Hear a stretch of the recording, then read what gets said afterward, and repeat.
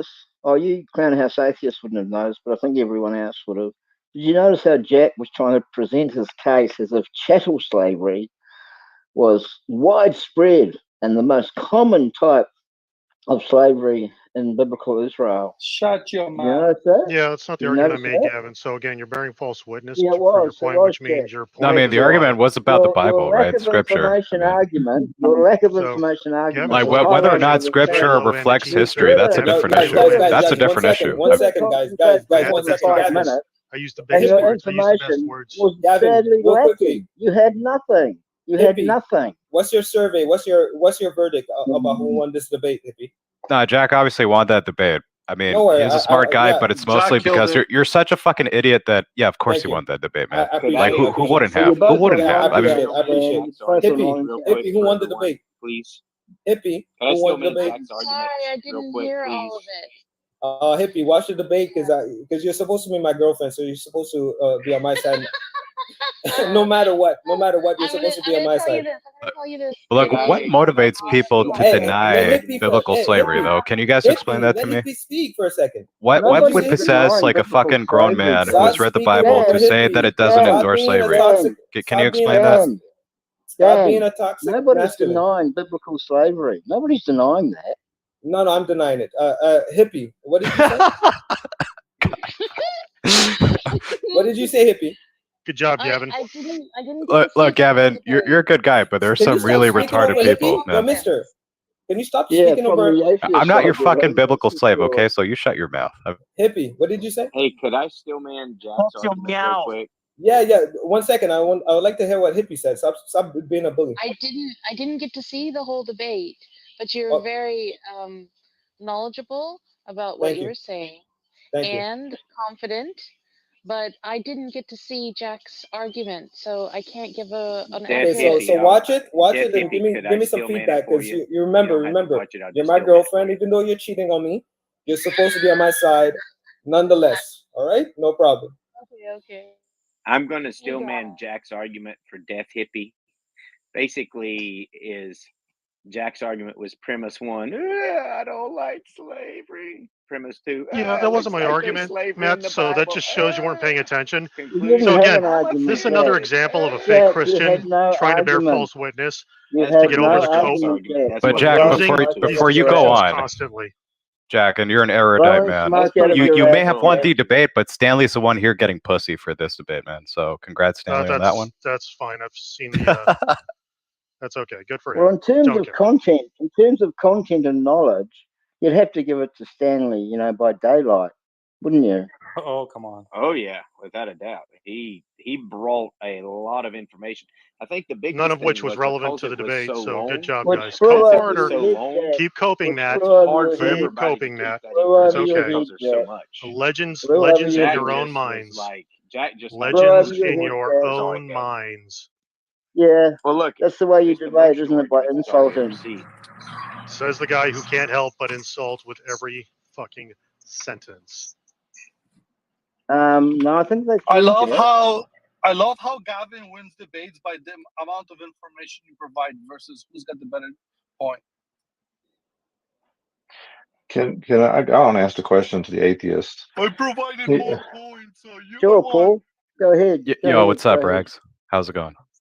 Good. How are you doing? I'd like the atheist to articulate to me, as if I'm a nobody that don't know anything about anything, why chattel slavery is wrong. Oh, Please it's not wrong. articulate. It's a great system. I, as an atheist, endorse it. So then, I what are don't we think talking anyone about? was saying that Of was course you do, wrong. you They little was talking faggot. about You're into that sadomasochism. yeah. They were once talking again. about it. Okay. Go ahead. Please convince me why chattel slavery is wrong. Yeah, that Please wasn't convince really me. the topic, but if you want to go ahead and just rabbit trail off into that. Nah, chattel slavery is great, right? There's not many atheists who endorse chattel slavery, but I do. I like having slaves working for me. You So know, then why cooking my meals, Yeah, then why it's would working my sadomasochism. fields. It's the so then if that's sadomasochism. the, Now, if I that's see a the lot of case, then- tickets. Please join the White Belt Wrestling Federation for more debate in the future. And you can catch me and Stanley debating the Sabbatarian heresy on the Praise Toxic. I Am channel on Saturday night. And yeah, Stanley, I was pretty impressed with your debate, and I will be bringing at least my C game on Saturday. No worries. And I would Toxic. like to make a Can we special reschedule announcement for the next Saturday, or does it have to be this? Yeah, that's Saturday? fine. I'll talk to Praise. Yeah, that's fine. Yeah, thank I you. want to do a PowerPoint, man. And I don't want to do all that tomorrow night. I would like to make a special announcement myself. I'm seeking a debate opponent to argue the philosophical problems in evolution, and I will do it on Toxic's stage. So if y'all know of anyone who knows anything about evolution, which most atheists don't, but if you do, let me know. Why not that guy you debated the other day, or a couple months ago, Jason? Because this is more of a philosophical thing, and Jason's a scientist. I don't want a science lesson.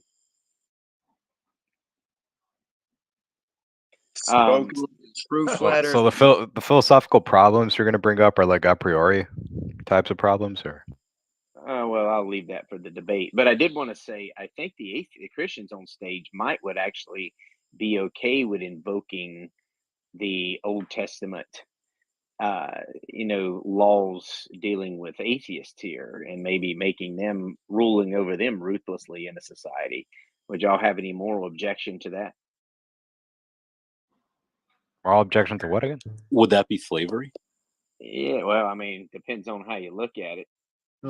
I mean, you said ruling over them ruthlessly. Yeah, so that's why I was Leviticus asking. 25, we could consider the atheist as, No, I don't want slaves to be we could treated kind of rule over ruthlessly. them ruthlessly, Like, I mean, slaves do deserve y'all your think love maybe and care and atheists respect, man, because they're need to fucking be slaves ruled and that's over work. ruthlessly? I think How do Masters they? at least admitted something. So why don't nobody want to attack my question? Why don't atheists Yeah, I want mean, to what's attack it? wrong with Rags to Riches? What's wrong with Rags to Paul, Riches question? Paul, it's because What they've if got us nothing. Christians They've got decided to nothing. make y'all chattel slaves and I rule didn't over you? Unironically, trolling Would aside, that it be is a wrong? good question, repeat Yeah, the why don't y'all answer? question, please. Repeat the question, Regs. Explain to me why chattel slavery is wrong. Please explain. No, And I don't. why can't us Christians make y'all atheists our chattel slaves? What's wrong with that? Because we refuse to be your chattel slaves, and our society has decided Well, as long as have we certain just human overtake rights, you, and we don't care whether among you them refuse or freedom. not. So I'm sorry. Why should we care It's whether you against refuse the or not? law of the land, and so it's against Well, we can ethical. change laws, right? But look, my skin is pretty light. Like, do you expect me to be out in the sun working the cotton fields? Like, really? I mean, Might let you sit in the kitchen and bake Well, biscuits. wait a minute. I want to address that.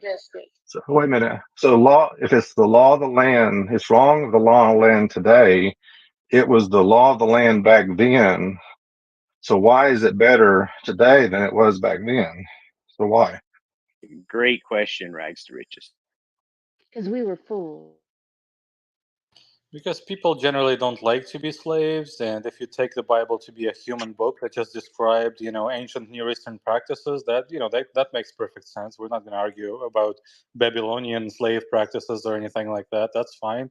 But if you assume it's the word of God, then you have to answer for it. Well, wait a minute. Okay, you're saying because people don't like it. Well, I don't like chocolate ice cream, and you like vanilla. So whether you like something or not is irrelevant. Because a culture can the whole culture can like chattel slaving everyone if they choose to. So who cares what you like or don't like? What do you mean? Who cares what you like? You're talking about values. You're asking what do values have to do with morality? That's a stupid Where do you question. get your values from, Jack? From your mom's Your house. own head? Well, From your own value of head? what? Well, wait a minute. Value of what? What value? Where are you getting value Irrelevant. from? You're asking what's the use of saying what we want or don't want. You're asking us what our values are. You're essentially asking what do values have to do with the morality of slavery. That's a No, stupid he said what? No, he about said value. what? Well, he said what I like or don't like. What relevance does that have to anything? Because I don't That's like what chocolate. You like vanilla. So what yeah. relevance is that? So you have different values for those, and you will base your opinions and actions on those values. Okay, so my values are different than yours values. Is why is your value better than mine? Or my value better than yours? Why is that? It's going to be a contest of wills at that point, and whoever's got the stronger will is usually going to Oh prevail. my goodness. Oh yeah, goodness. that's never happened throughout all of human history. No, we all just My agree on goodness. shit. I have to My back goodness. Jack on that one, bro. It does boil down to will at that point. look, I support your right to be a slave. Well, I support your right to be a slave. Okay, so now what?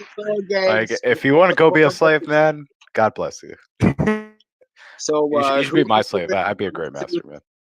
So who wants to wear the rubber suit? Who wants to wear the ball gag? All right, shut up, idiot. Hey, Praise. All right, so Stanley says next week. Bro, your IQ's like fucking 80. Shut the fuck up. Praise. So Stanley wants to move it to next week. And I want to do Yeah, a that's PowerPoint. fine, man. Yeah, that's It's fine. at least I 5 want to do points another higher than PowerPoint. that. I want to do another PowerPoint. That takes too long. If you're asking him history questions, yeah, he's got a brain. Other than that, he's a fucking retard. So we've still had no answer to Paul's very good question because the atheists actually don't know. They've got nothing. No one is. He's asked that What's up, question a lot of Praise? times, and no atheist has answered it yet. That's because they've got nothing. Nothing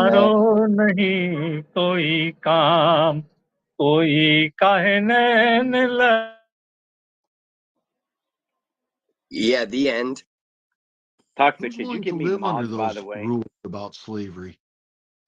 No, because then you got to bring Jackass Crack and all the fucking clowns in here. I'm not gonna bring the Tom House clown house atheist in. Yeah, I think 3 is like the general. I just wanna be as a biblical slavery expert here. I think it'd be good for me to actually have mods as well. Matt in his debate volunteered to be a slave, so Matt, if you want to be my slave, it's okay. Or actually, Mr. likes slaves, so I think he'd be glad to have you. Nobody that's against a slavery. naturally interesting thing that you brought up, Constantine. Matt You all Dillahunty likes to support ask and endorse it. Christians. Matt Dillahunty likes to ask Christians, "Would you be my slave under the Mosaic Law?"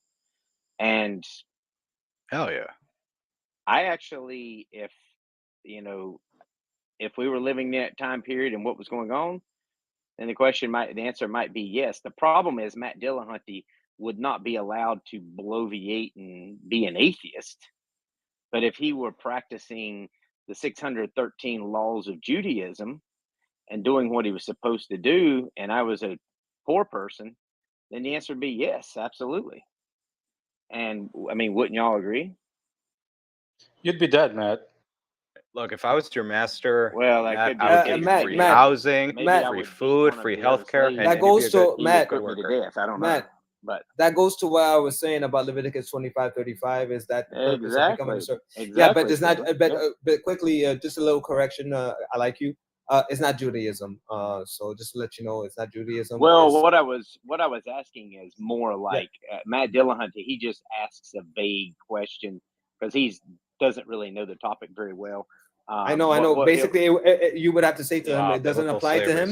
It doesn't apply to him. Are you referring to another discussion you had with someone he doesn't know that you're God, coping over because you can't accept the fact that well, that's because you would need to know God. You would need to go God. You would need to have to. He couldn't. That's why I said he couldn't be an atheist. He would have to be. Yeah, that's why he would have to be practicing the 613 laws, and he wouldn't be bloviating his stupid atheism everywhere. He would be Matt a coping over master his to Yahweh. Dillahunty loss. And then you would subjugate yourself to him because he knows about the law of God, and he would teach you about it. Yeah, and make you stronger so that you will be self-sufficient. As per Leviticus 25:35 and Leviticus 25:47, 49. But look, does the Old Testament really forbid atheism? That's why you it doesn't seem so. This debate. No, that was easy victory. That was easy victory. Glory to God. What it says, what the Old Testament says is that you shall not have any other gods before me, but it doesn't say anything. I'd love to know. I would have of the debate would be toxic. You cannot have, what was it, a 30-minute opening statement or whatever y'all had, and then all of these long statements. Stanley needed all that time. I didn't. Yeah, no, I thought the debate were actually. I thought that was probably like one of the best debates. Takes more effort to construct a lie. I'd love to know. Than it does just to state the simple truth. That was probably like one of the best debates I've ever moderated on Clubhouse. To be honest with you, that shit went very well. Like I was very impressed. It was just way too long. Jack, honestly, you got a good skill. You know how to make your points. Yeah, no, that was a good format. As concise as possible. Hey, can I get back in? I was going to say two things. He said there is a scripture in Deuteronomy, I think it says to love the Lord thy God with all our heart, soul, mind, and strength, not just have no other God. So atheists could not do that one for one. Oh, yeah, that's a fair point. But if I employ like Stanley and kind of logic, right, I can say, well, God there doesn't mean God. You know, the words mean something else. I mean, can you let Paul finish, please? Buddy, don't misrepresent me. All right, buddy, relax. Okay, and the other thing is I think Michael, I guess his name. I think he's Jewish, And he did say that under Jewish law, that the slaves were supposed to be treated just as the owner would. So if they slept on a good bed, the slave slept on a good bed. If the owner ate the fatted calf, the slave ate the fatted calf. So but is that in scripture? Well, the Jewish people are observed and lived out the law for thousands of years compared to what? Yeah, that's not an answer to the question. Because I mean, it does say like it does say you're or is allowed that to like beat an ideal your use of slaves those? as long as they don't die, right? Within a few days. Yeah, Well, you're allowed to beat from them. a Wait. microscale, Let me like address that. Let me address that. Hey, the my friend, let me cop address can that. beat a criminal. So No, what's different? let me address that Stanley, real quickly. honestly, zip it.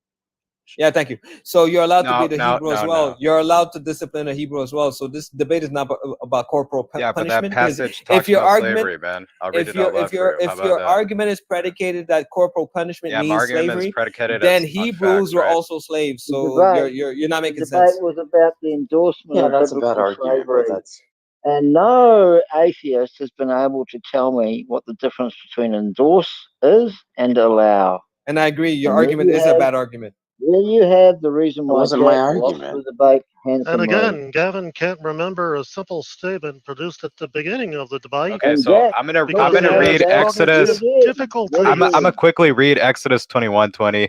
Anyone who beats their male or female slaves with a rod must be punished if the slave dies as a direct result, but they are not to be punished if the slave recovers after a day or two, since the slave is their property.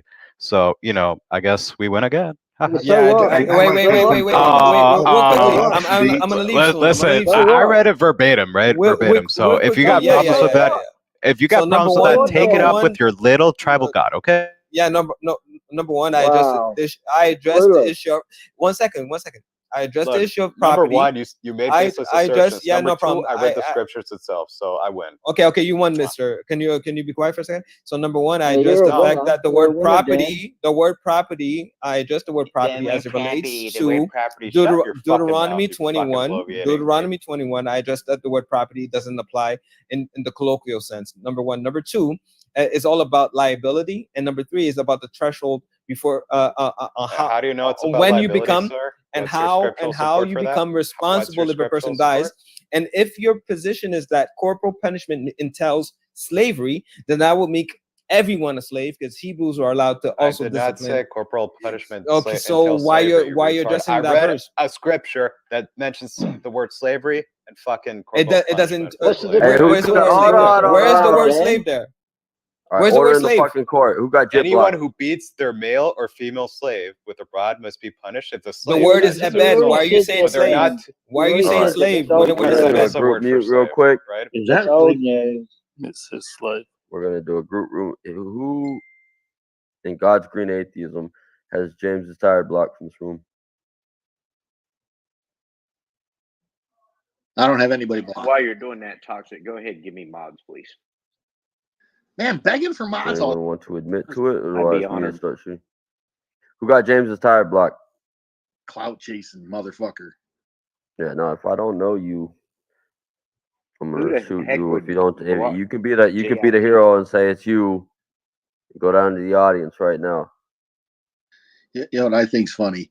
Knowledge was frantically searching the internet for Stanley before it started, and then he bails right away because he knows he owes $50. Who owns $50? Can I just say something to Jack about the debate real quick before I go? Because people are gonna start getting shot arbitrarily because hippie. You were laughing at that, eh? Nobody wants to admit it's them. What's wrong with them? That $50 is that $50 is for me to take you out. What's wrong with these people? Jack, are you there? You want feedback on the debate?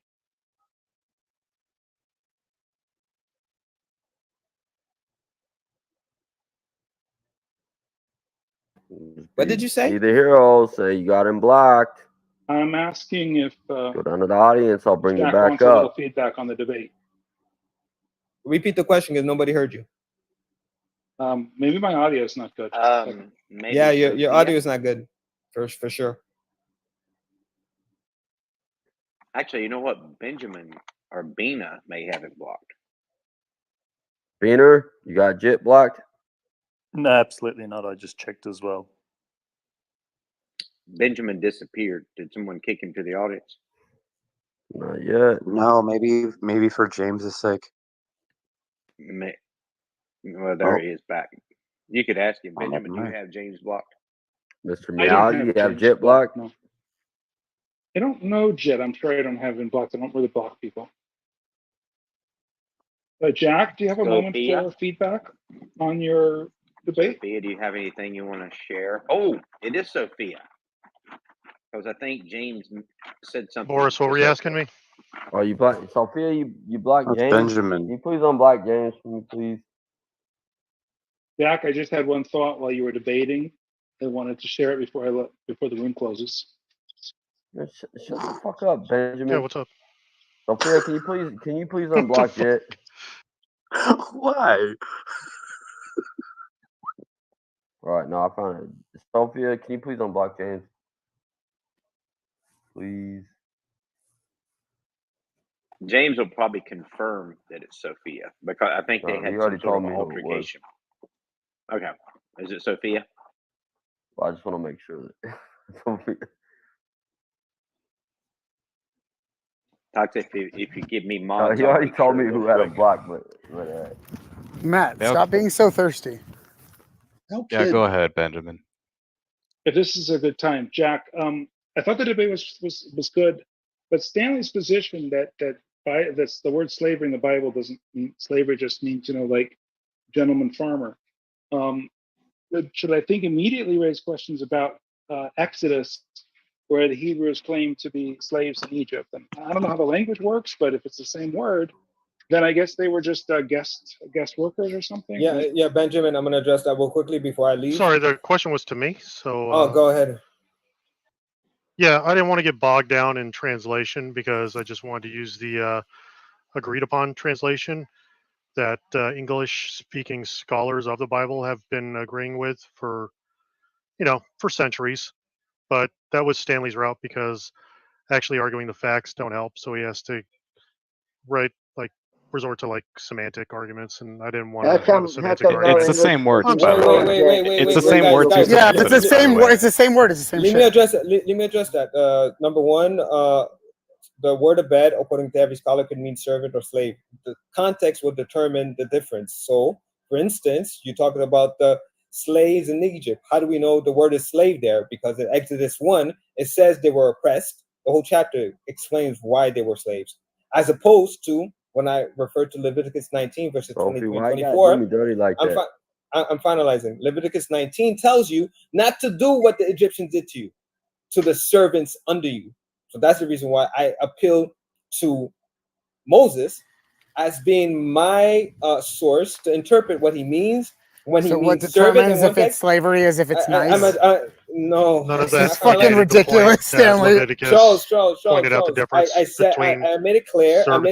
There's a standard how you're supposed to treat your servant. Stanley just had to hide behind his translation. In virtue of that, what I have established so far, what I've Gavin, established, go what brush I've your teeth and established find so your far, pants, okay, son? Jack said a person who is quote unquote a slave could escape his master, be in front of his master, and his master has no authority over him. So that's the slavery, quote unquote slavery that Jack is Yeah, so Stanley's again misrepresenting what I said because he's got nothing. Has never existed throughout his life. So thank you very much. Gavin, his little pom-pom waving cheerleader, also wants to insert his little yucky mouth And into the Benjamin, conversation. hopefully I brought some clarification on the issue. So, Gavin, 1 second. And Benjamin, hopefully I brought some clarification on the issue because I told you the word slave applies to Exodus 1 because of how they were treated. And Leviticus 19 tells us not to treat them the same way. And in shows virtue the of difference that, between our slave purpose. and servant in Leviticus. Points Stop it out. talking about out of your ass, Jack. In this to you, but you kept ignoring it. Why are you lying? Where's the distinction of the word slave and servant? Oh my God, in Leviticus Stanley's 25? fucking raging. Again, Stanley's Where? just It's the same word. Stanley's just ignoring the entire debate. Stanley just admitted the word could mean slave. And he was arguing the did. whole time that it all meant servant. Constantly. What? That was Constantly part of my stepping in shit and proposition. insisting it's the room that stinks. Contextually deriving what the word means depending on the context. Where were you, Charles, during the debate? Obviously, you weren't paying attention because I was arguing that from the very get-go. Are you dumb? No, quite unfortunately, I was paying attention. That's You're why I dumb, asked the Charles. question. Relax, Charles. Charles actually is dumb. He's super dumb. All right, praise. Gavin, remember when you got corrected last night? Thanks, Jack. I got 2 debates coming your way. Appreciate it. Me and Stan, we're gonna debate Sabbatarianism, and then I got this Universalist. I'm gonna crusade the Universalism too.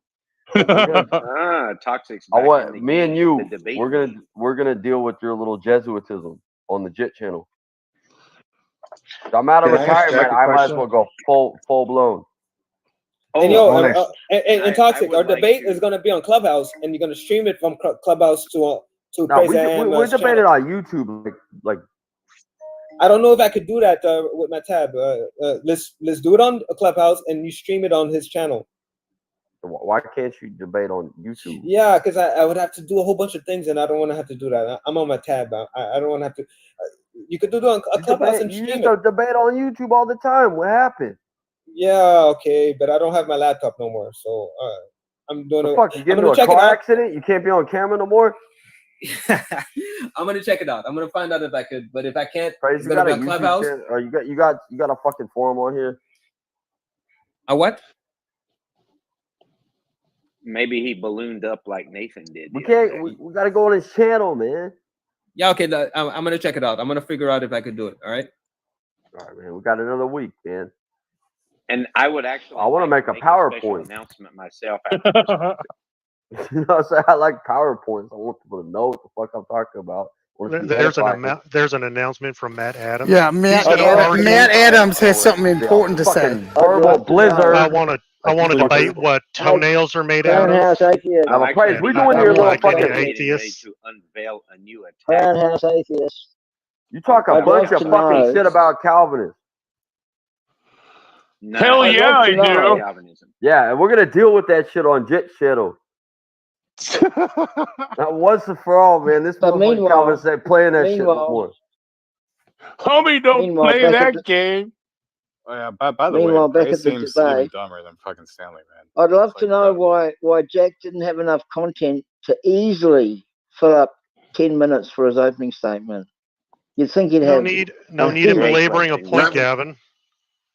No, it's not that, Jack. It's it is just, that, I Gavin. think it's a fact that you didn't actually have much. Sorry, you think that your need to bloviate should be well, shared by I think me. you didn't have much. You Jack. think your need to bloviate should be shared with everyone. That's just Jack, you projecting. Jack, listen, I'm sorry you don't have an economy you don't even of know words. what the 3 classes of slavery were in the biblical era. You like to that kind of bloviate. illustrates how I little don't. content you've got.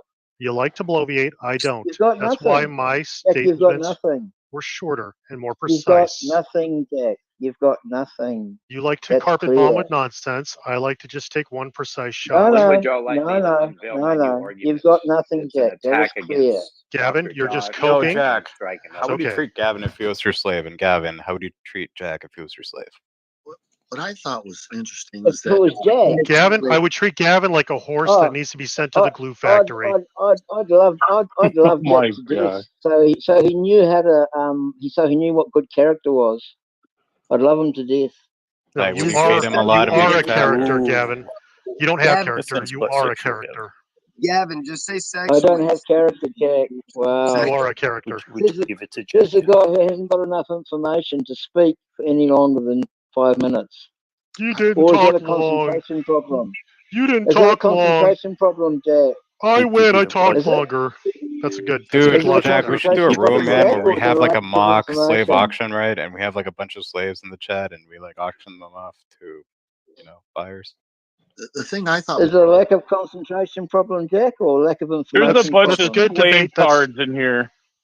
That's a good argument. He's a whole entire faggot wants fucking man slaves and shit. So he's up here saying, like, oh, Lord, slavery. It's a good logical Look, I argument. already got a Gavin. great boyfriend. Shut your fucking I mouth. talk longer, therefore I win. I thought it was interesting that Jack just had these verses and it was laid out plain as day. But then Stanley had to go and jump to like 3 different verses to understand it. Like, why would that be? Because you're gay. Plain reading of the text.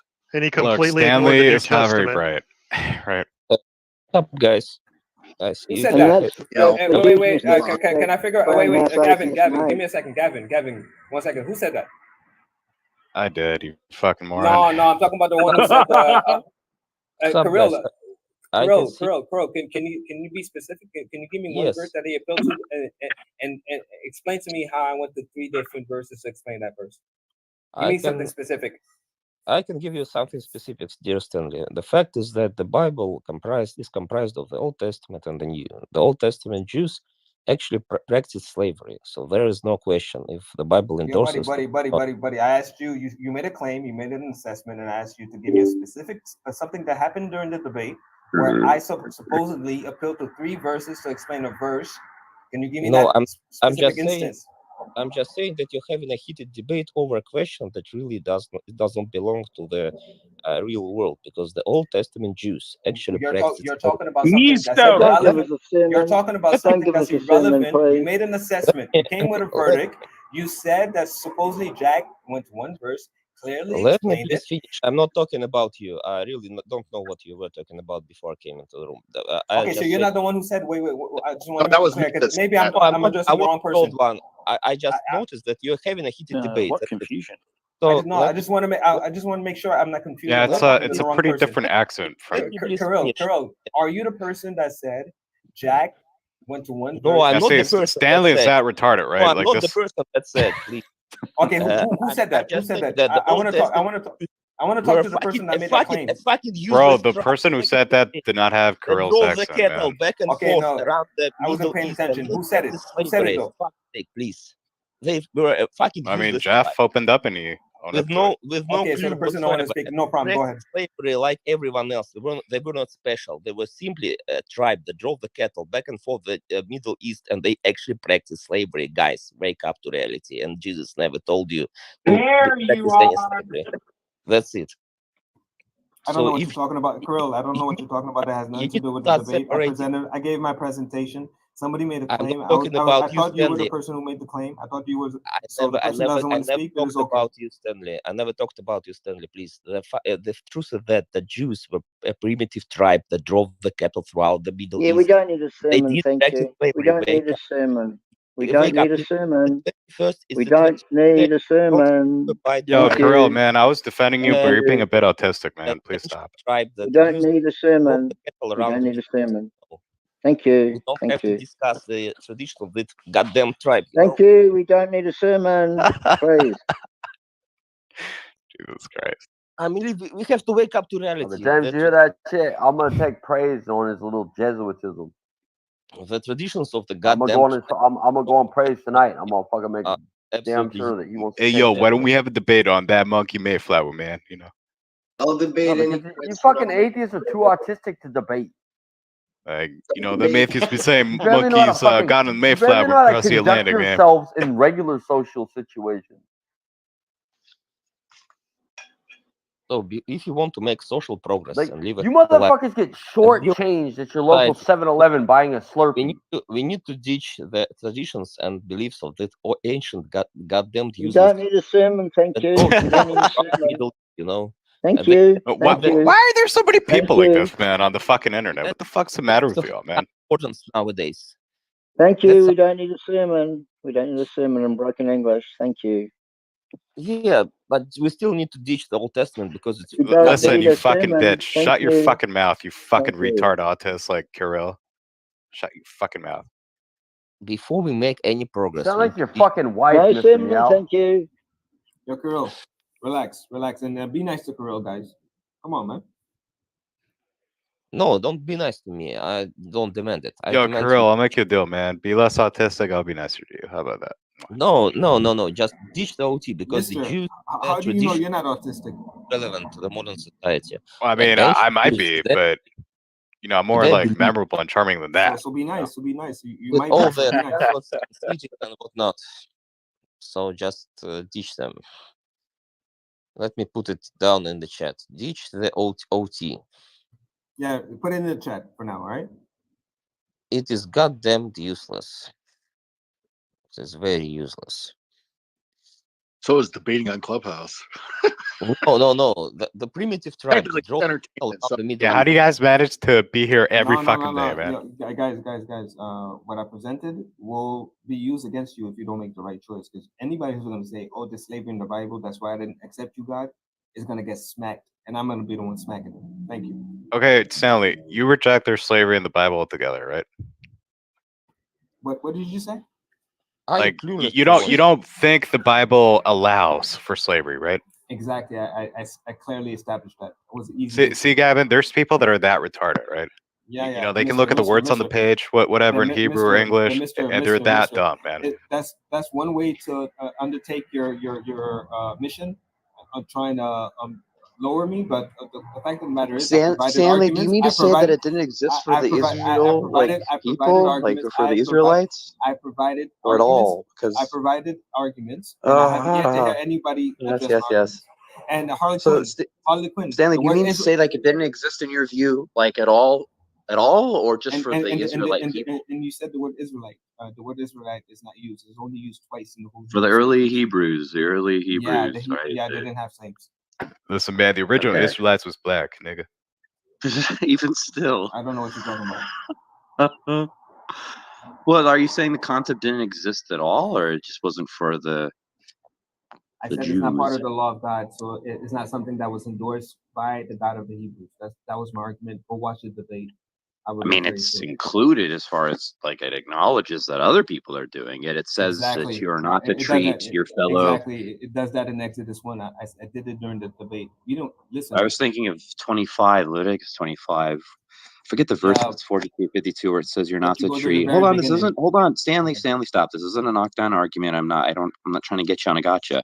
I'm just pointing out that even if it's not for the Israelites, or excuse me, for the Jews, it's the law does still connote the existence of slavery, right? It says you're not to treat your fellow Hebrews like slaves. So I'm just wondering what that distinction entails. We were talking about this with Praise last night, but we didn't get very far. Yeah, I addressed that during the debate, so that's why I said. I know when both of them are talking, it's horrible. Oof. Yeah, I have to go watch it. I established that the word "abed" could mean servant or slave depending on the context, and I established the context as it relates to Leviticus 25. I established what the purpose was to become a servant, not a slave. Because if you're going to translate the word as slave, then we read those three paragraphs out loud three times, man. Three fucking times, right? I was about to specifically address what Harley Quinn said. So if you're going to put the word translated as slavery, then you have to be consistent, because it says the purpose of being a quote unquote slave, according to you, is to be enriched, for them to be strengthened, and for them to reside in the land, therefore inheriting the land. And we that was not in the passage. That's not in the passage. I said Leviticus 25:35. I said, but this is separate from what I was bringing up. Can I finalize? Leviticus 25:35 makes that clear. And you see the fulfillment of that in verse 47 and 48, where a Gentile is able to own an Israelite who is poor. So you're saying, according to you, it's a slave is able to own their masters. Thank you very much. That's the slavery that you're presenting that never existed. Stanley, I'm not talking about that. I'm talking about because look, however you want to couch the idea of slavery, even if you want to say it's more an idea of servanthood, which already exists under Exodus 21, where it talks about bond servants, workers, indentured servants, right? But where it says in Leviticus, it makes a distinction. It says you're not to treat your fellow Hebrew Israelite, right? Kind of like what you're talking about with the enrichment and all that jazz. You're not to treat them as you would a slave. So I'm trying to explore that specific distinction. What is the slave not getting that the fellow Hebrew is getting? Okay, so great question. As it relates to what you're referring to, the whole purpose, again, to becoming a servant is to go through the process of being redeemed so that you be strengthened, enriched, and own inheritance in the land. So when you're saying what's the distinction with the Hebrew, he already went through. I'm finalizing. He already went through. I mean, that's okay, but why are you making stuff up, man? Yeah, quickly. Harley Quinn. Should we read that passage out loud again for the fifth time since yesterday? After. Harley Quinn, if you're a Hebrew, you already went through the process. So he's saying a Hebrew is not supposed to go through the process twice. That's not the case for a stranger. So that's the distinction. I already quoted. Thank you. Interesting. So he's not quoted. I mean, look, I'll take your answer and I'll see what I can find out about it. Because you were actually being sincere, and you actually wanted the information, and I gave it to you. Mr. is a whole different issue, but you got the information. Yo, Stanley. Okay, give me the verse you're referencing, and I'll read it out loud, man.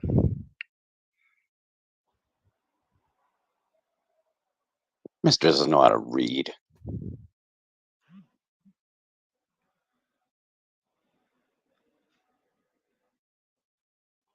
All right.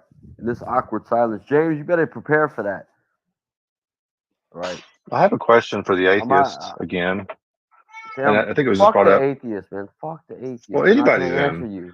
They're not going to That's answer fine. you. Anybody then. They're going to two-quote Why claim is it? you. Why is it in the text there is a constant reminder? You may have already said it, but I didn't catch it. Why is there a constant reminder that the Israelites were slaves in Egypt? Why is that even in the text? Can someone explain that, please?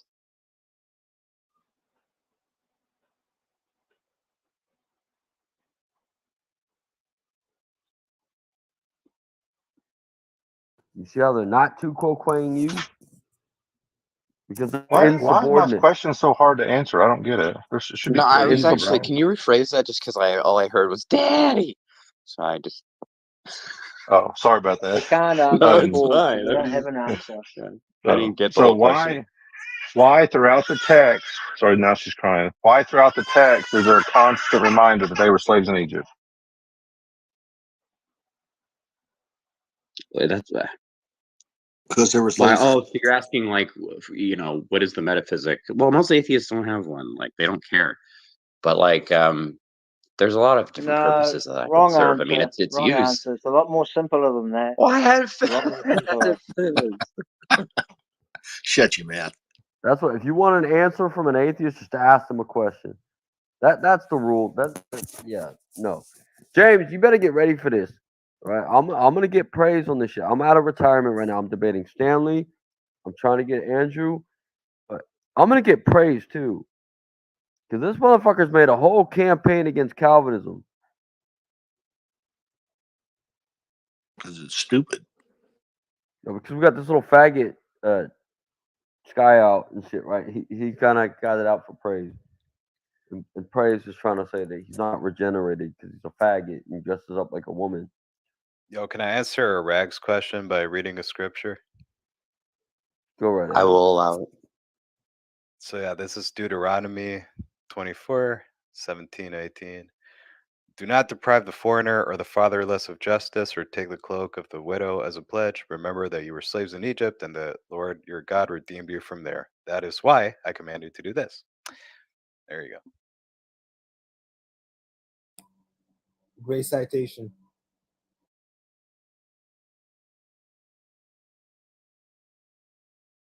All right, James. So there's gonna be a toxic versus praise eventually. It's gonna be on your channel.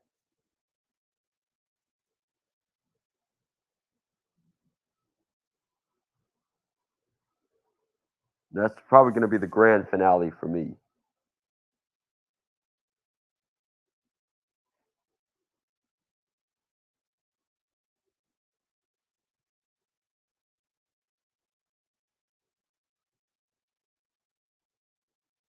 Jet, you fucking awake or what, man?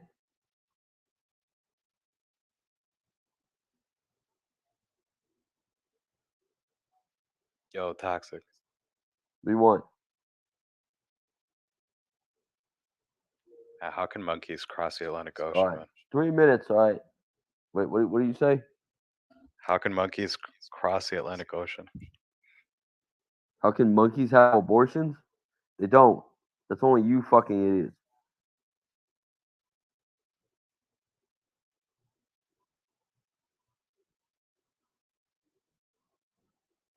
That's what you do.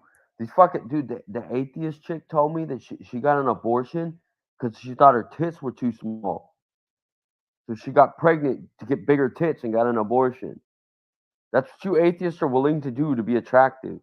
To start fucking other atheists. I've never done that. Charles probably has, though. Who was that? Hellish's girlfriend or some shit? Toxic. That's old news. I've done that last year. That's like. So come on. That's what. If Godless dude, girl got on pregnant, a fucking Walmart courtesy clerk salary, You can't get a breast augmentation. So you get pregnant and kill the fucking child to get bigger tits. That is atheism.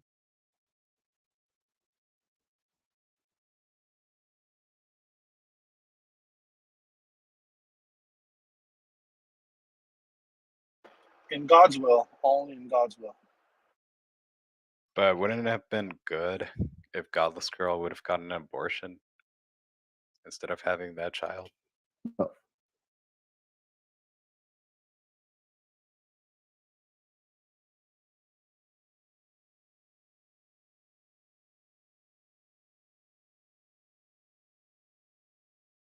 Godless Girl daughter gonna be the Secretary of Defense, right? Regardless of her life experience, and we're gonna be thankful that that didn't happen.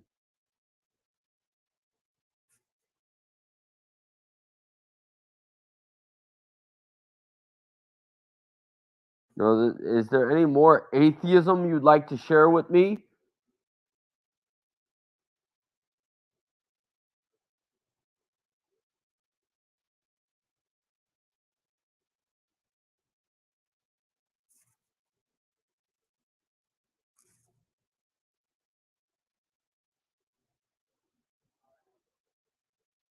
Right? Is there anything in atheism I don't know already? You want to share something new with me? Like, hey, this is something you didn't know about atheism. Go right the fuck ahead. Toxic, do you really want atheists to reproduce, man? Yes. Why? Because it's God's will. But then their traits don't get weeded out of a gene pool. Dude, atheism Atheists isn't actually organic. reproduce It's an act asexually, of like God. Godzilla. But we gotta Sorry, encourage atheists to have abortion, to get sterilized, right? So they don't reproduce. what if we reproduce and you keep on bitching about atheists? You're bitching against God's will. How dare you, Toxic?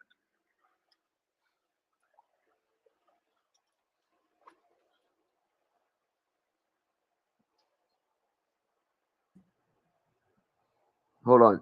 Are you still trying to get that big old fucking square through that round hole, Boris? Oh, it's through. How's that going for you? The square smaller than the circle. That you keep pushing that Oh my fucking God, is that square Boris? Yo, Boris, to how's that it going? round hole, and it's just how's that going, man? At day fucking 275. Well, How is the that going? square is, you can fit a square inside a circle. You know that, right? And you can fit a circle inside a square. You do understand that, right? You can put a square inside a circle. Yep. Yeah, oh yeah, that works out fine, doesn't it? Not that it works out, but you can put it through. Yeah, you could probably put a square in an atheist woman, but not in a regular woman. Amazing. You can even put a circle inside a hectagon. Holy shit. Who knew, right?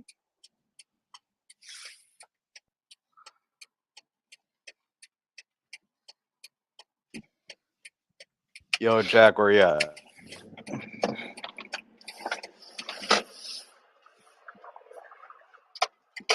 Yeah, I'm here. What's up?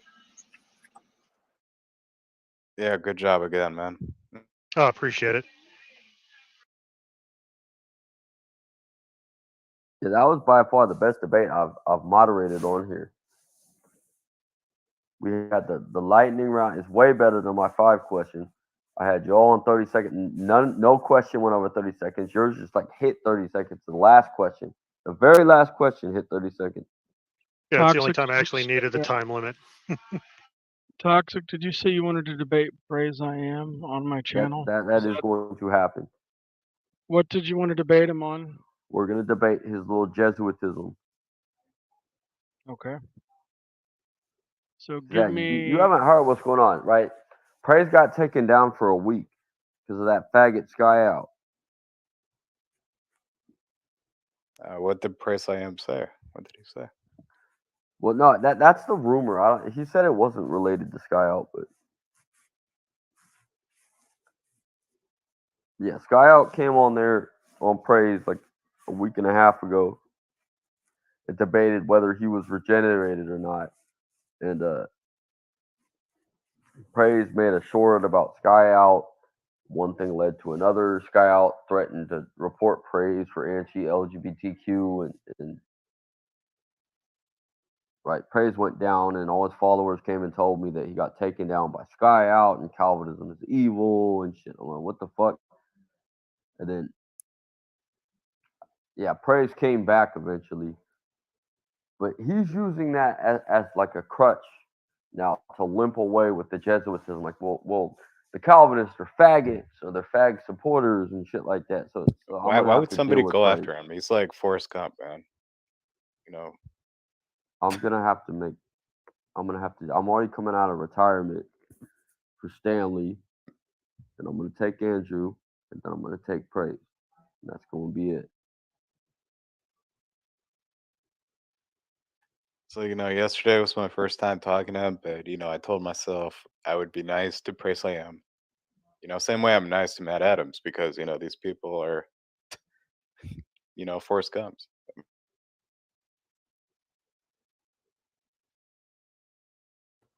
What is this correlation with Forrest Gump? They look like adults, they're biologically adults, but, in their fucking minds, they're fucking kids, toddlers. So. Did you catfish women on social media? Why can't you talk to women in real life? Bro, do you see how often I'm here?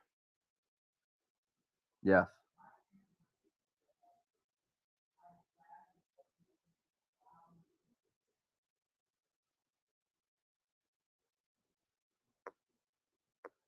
This is atheism.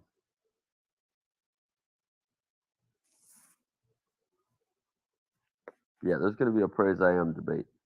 I'm going to wait for his little monologue to be over in an hour, and then I'm going to go on his channel. I'm going to make damn sure he knows there's going to be a debate. Well, he didn't say nothing when he's on stage. Stanley's a fucking genius compared to that guy, man. Good luck. Making that debate interesting.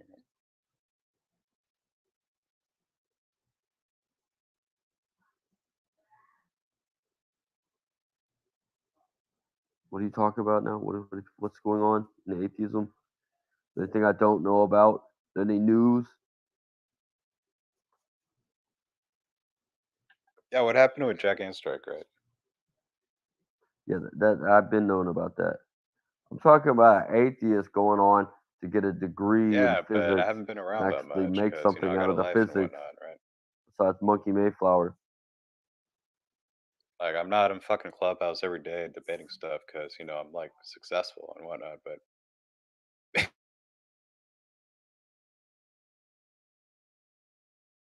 Yeah, Jack Ascrack's still around. He's probably hanging out with Andrew right now in the God Talk. We found there was another pedo on here last night. His Discord, his Discord pal, right? They found him, and his little past caught up with him. And it's way worse than Ascrack, I tell you.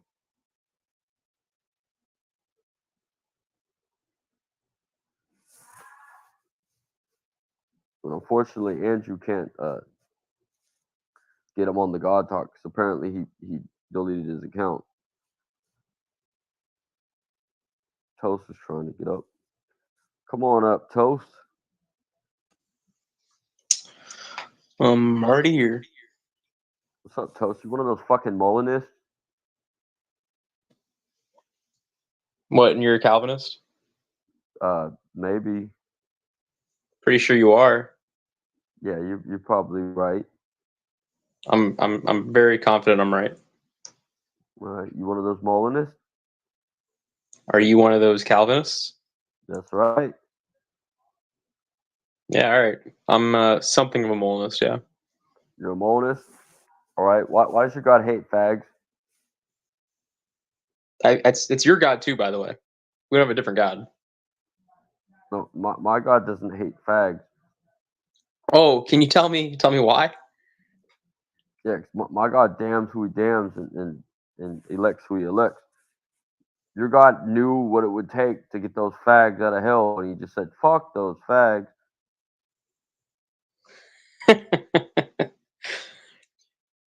Do you think God knew the fags were going to choose that?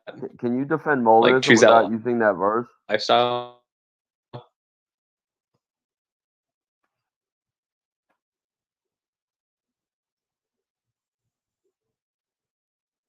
With the verse we both know of? About that verse. Can you defend Molinism without using that verse? I don't know which verse you're referring to. You believe that God had knowledge of counterfactuals, like had he sent Jesus to Sodom and Gomorrah, those fags would have repented?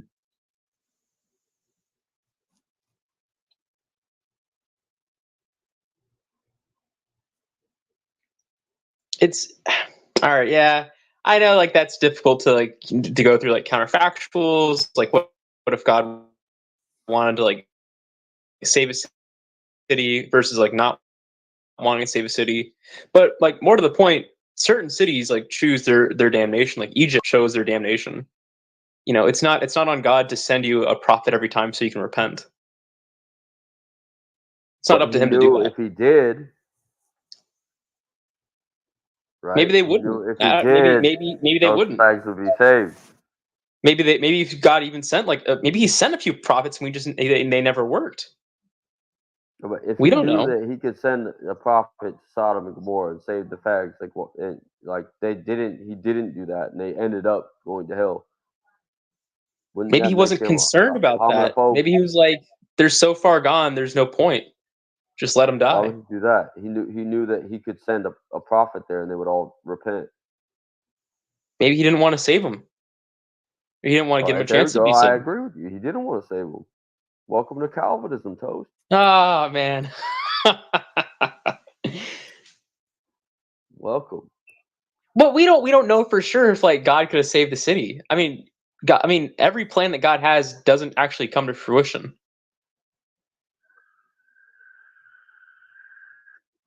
God can plan things and them not work out. And I think the Bible speaks a number of times about how God had plans and then humanity screwed them up. And we don't know if it's a fact that if God sent a prophet to Sodom and Gomorrah, the city would have been saved. We don't know that. So it's it's weird for you to make that claim.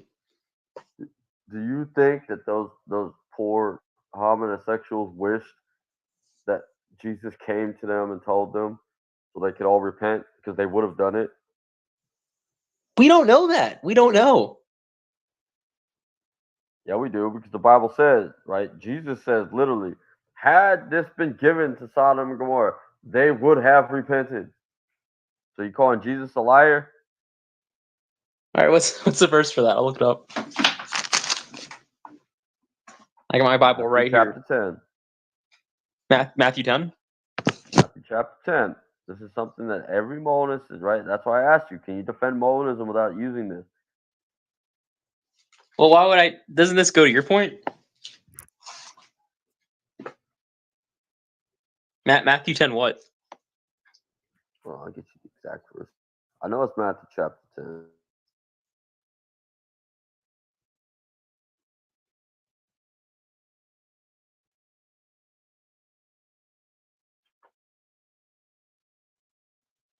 Okay, I got it. Matthew 10:15. Verily I say unto you, it shall be more tolerable for the land of Sodom and Gomorrah in that day of judgment than... No, never mind. Maybe it's not that one. Shit. Although I can't imagine there's another reference to Sodom and Gomorrah in the same chapter. Yes, it's preached on the rooftops. They let you into the house, bless them. For if they do not, kick the dust off your feet. For had Sodom and Gomorrah had what I have given you, they would have surely repented. They would still remain. Another translation. Well, I mean, what was God? Was Christ going to come? Jesus went to Sodom and Gomorrah, there would be no fire and brimstone. All right, those Sodomites were damned to hell in Molinism because God knew. Wait, you never give me the verse. I could send a prophet. I could get them an ashcloth, right, just like Jonah did to the Ninevites. But he said, you know what? I don't really like homosexuals, so let's just fucking deal with that. Let's just let this play out. That's that right. sounds like they were determined to hell. Hold on, you never give me the verse though. All right, hold on.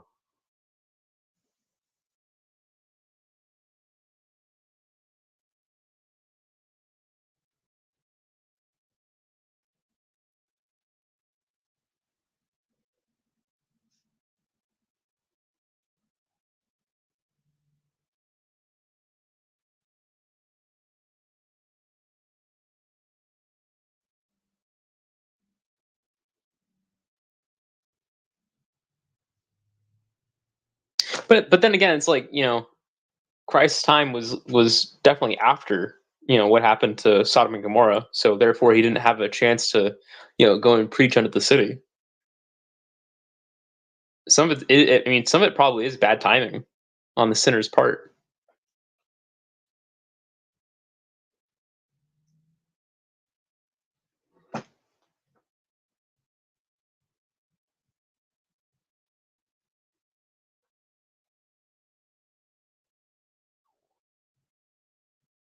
Okay, okay, I don't know if you're talking or not, but I found it. All right.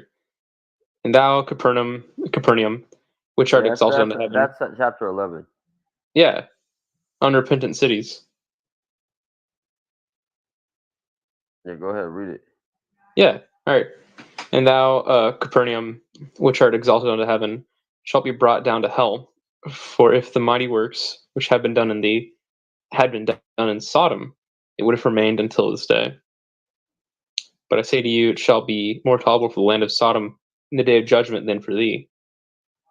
Well, it's interesting context here at the very end. Yeah. Sodom was destroyed. Well, faggots went to hell. But had it been a different way, they wouldn't have. But what do you think it means? Literally divine intervention. What do you think?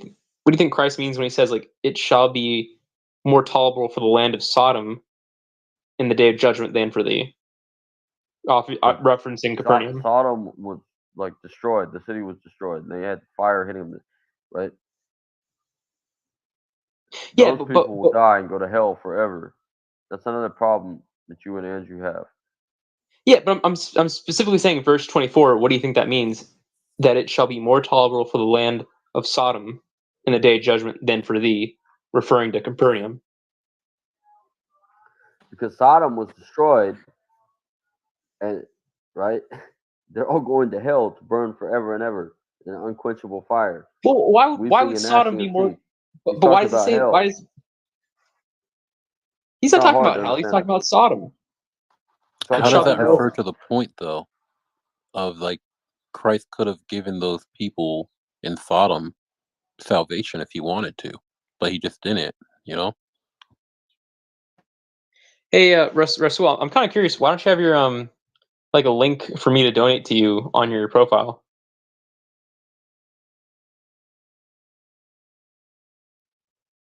Huh?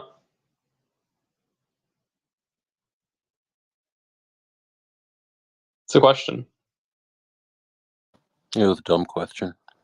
No, I mean, you're not going to answer it? It was a dumb fucking question. Why would I? Is it? I mean, it's. I don't think it's that dumb. I mean, there's plenty of people on here who have like their links to, like, PayPal or whatever, or like Patreons on their profile. Actually, do you have your link on your profile?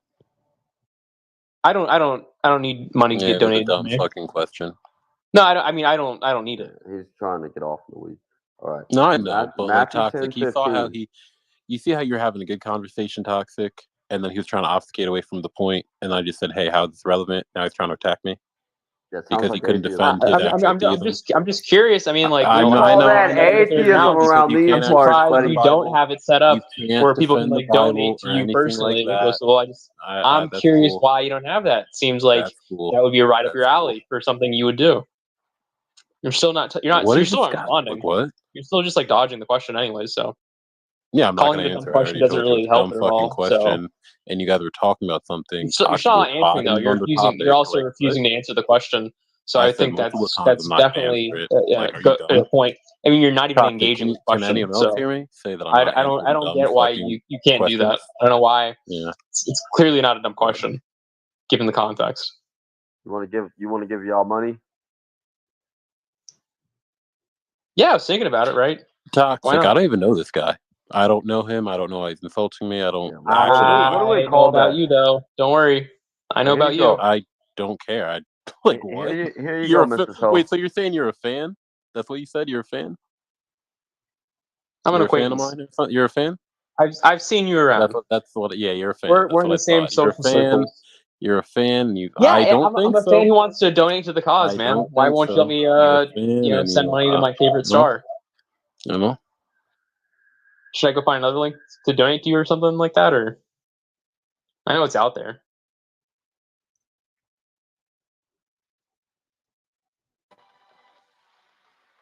So you're not going to get back to what we're talking about?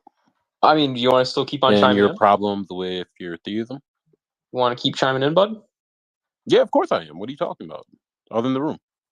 I plan Right. on it. I'm just asking you a simple question of like, what's the donation link that I can go to for you? Is this guy an atheist, Toxic?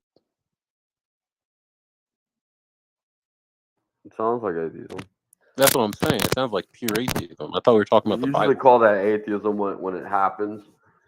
I thought we were talking about the Bible.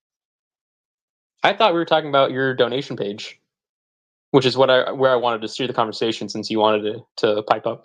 Yeah, that's why we call it atheism, because we were clearly talking about the Bible, and you thought it was about Yah, and that's usually what happens Clearly, when we're y'all talking wanted atheism. to engage in the conversation, so I just wanted to bring him in.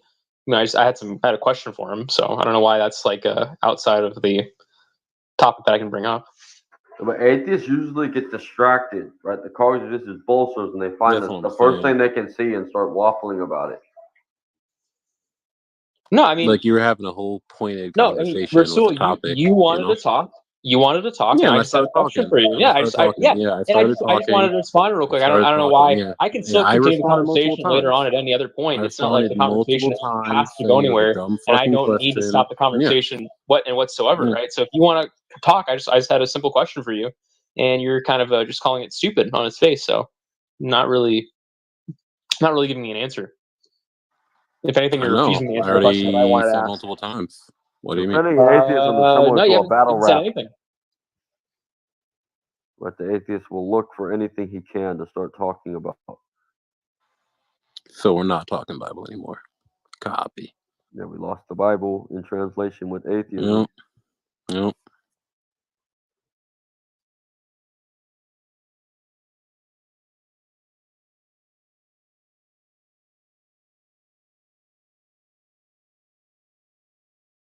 Oh well. And I'm on, by the Piper, way. what did you think about the debate? Didn't watch it, didn't care. Do you know that Toast God hates gay people? Like hates. I'm pretty sure Toast is like a neo-Nazi of some variety. No, his God said that he could have sent Jesus to the gay people and didn't anyway. He's a bigot. Wait, hold on, Piper, hold on. Which one's worse, the Calvinist God or the Molinist God for homosexuals? What is what? Do you not know the question? I don't understand the question. You understand like the Calvinist God, right? Like Yes. I know what Calvinism and Molinism are. I don't know why they're relevant to homosexuality. Well, Toxic's asking the question, I brought him a verse. It is relevant to homosexuality as Toxic just asked. So we're I'll help you out because this is atheism. He gets distracted easy. All right. In the Bible, Jesus said that had Sodom and Gomorrah had what I had given you, it would remain to this day. Right. And that means that had like they heard the gospel, they all would have repented. Right. So the Molinist God knows what it's like to have Sodom and Gomorrah get saved, but says, no, I don't think so. It doesn't send them a prophet to help them. Right. Well, the Calvinist God uses that as an example. Right. That's all played out into history. It's not a position on whether what they are. They were damned regardless. That's what he made them that way, to be damned. The other one The Molinist God was looking at it and he had counterfactual knowledge. He said, okay, there's some gay people in here, right?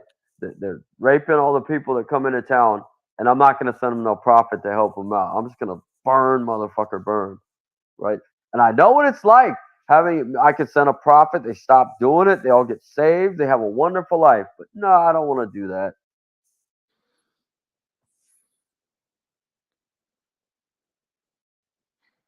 Yeah, there's like a really obvious irony in this critique that you're making, but I'm too lazy to point it out. What is it?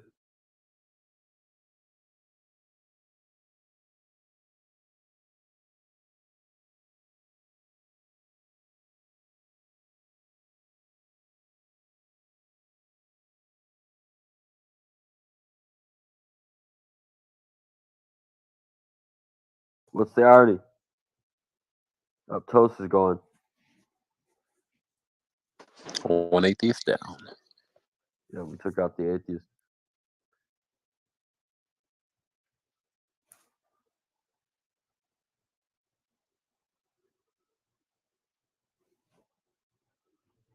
No, but like I'll tell you, it's incoherent because like there were gay people in Corinth that got saved, right? In the Molinist God, there's gay people. They got killed because they were gay. Like they didn't send them a prophet. They killed them all. And it was a conscious decision. It wasn't a.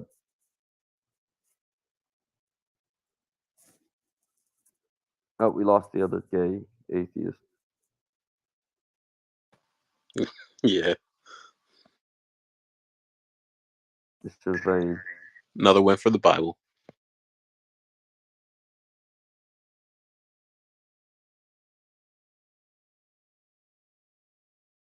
That's what every Molinist uses that to go. Well, God has knowledge of counterfactuals, and they don't know how far like that throws theology into the abyss of atheism. Yeah, because of all the other arguments it opens you up to. That's what I'm saying. It's like the God of Moses like literally hates the gay people. It doesn't want to save them at all. Well, your God hates them too. No, he No, doesn't but we're because he saying to a saved all the different gay people in degree. Corinth. He We're saved saying the a gay different people. degree, Charles. And Yeah, that's he fact. likes some of them, and then he hates the other ones. No, but that's fine. That's not fucking No, but bigoted. that's fine. No, well, hold on. Slow your roll there, but I'm the same way. I don't hate. There's some gay people out there I don't like at all. There's some gay people I do like and find amusing. So like, you have to draw like their God just fucking hates gay people. No, because their God believes gay people can just freely choose to stop. It's just the ones in Sodom and Gomorrah never freely chose to stop.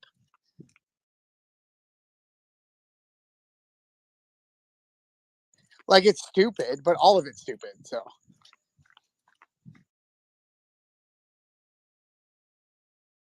So atheism is stupid.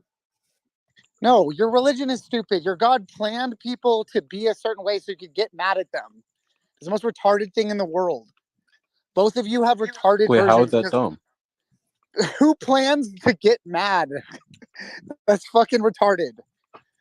Your religion is retarded. I'm sorry to tell you. You think three things are one thing. You can't do basic math. Your shit's contradictory. Oh It God! violates You everything you fucking know about bonk your science. head.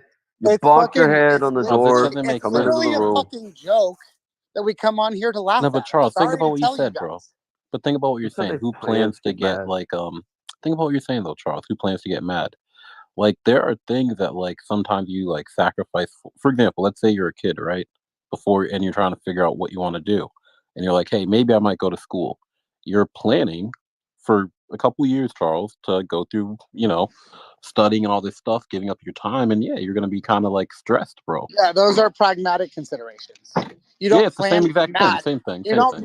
no, you don't plan to get mad. You plan to do a thing that will have a long-term benefit.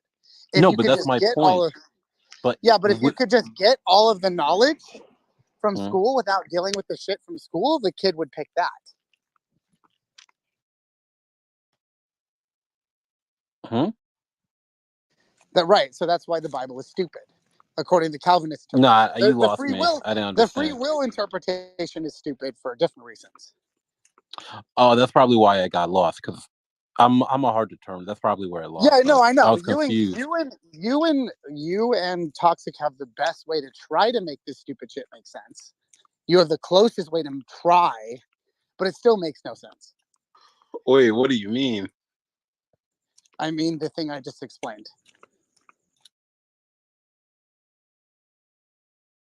I don't think you even know what you just explained. You That's said what I'm God saying. I don't plans know. to Yeah, mad. I explained. I explained that nobody on Earth would plan to get mad at something. Yeah, I agree with you. Right. So the Calvinist God plans shit No, to get mad at. no. So he gets angry and regrets creating us. That's not what what you're taught. That's what Calvinism teaches. He's not That's doing stuff so that he atheism. can be mad, Charles. Yeah, Charles. Like, look at God makes a gay for hell, right? And so like there's other gays he makes for honor. So like the gay that's made for honor is looking at the gay for hell. Like, fuck, I'm in a cursed world. I got this gay urge. Yeah, but he Right? doesn't like sin, That's the right? But theology he behind plans that. for sin to. Yeah, he That's doesn't not. like sin, but he plans for sin to happen. No, but you didn't get it. All right, Charles. There's gays that are obviously made to go to fucking hell and to be gay and all up in your face with it. And then there's the other gays he created, right? That see that and go, oh shit, I'm going to hell because I'm a gay. Thank God I got The Jesus chosen to save me. few. And that's Yep. everybody. That's not Chosen just gay few. people. That's everybody, Charles. It's Right. I gay, know. We're using that straight, as an example. everybody have the same thing. All right. In mulletism, he makes them gay to prove a point, and he has a choice. He knows a world Well, where they no, some stop of them being think they gay and freely doesn't choose care. that. He wants them to be gay and die. Yeah, but the Mullen is thinking for. Hold on, I gotta go. I'll be back on in a little bit.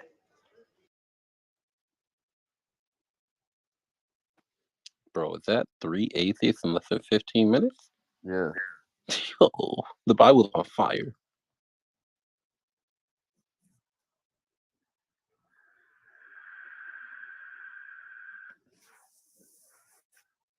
Yeah, Toast. I think Toast the atheist fucking LARPing. Bro, had to be. I He's mean, gotta what be kind of atheist. Christians talking about God, talking about the Bible, and get like flipped that hard? You know? That's just a straight William Lane Craig. It has Yeah. nothing to do with scripture at all. Facts.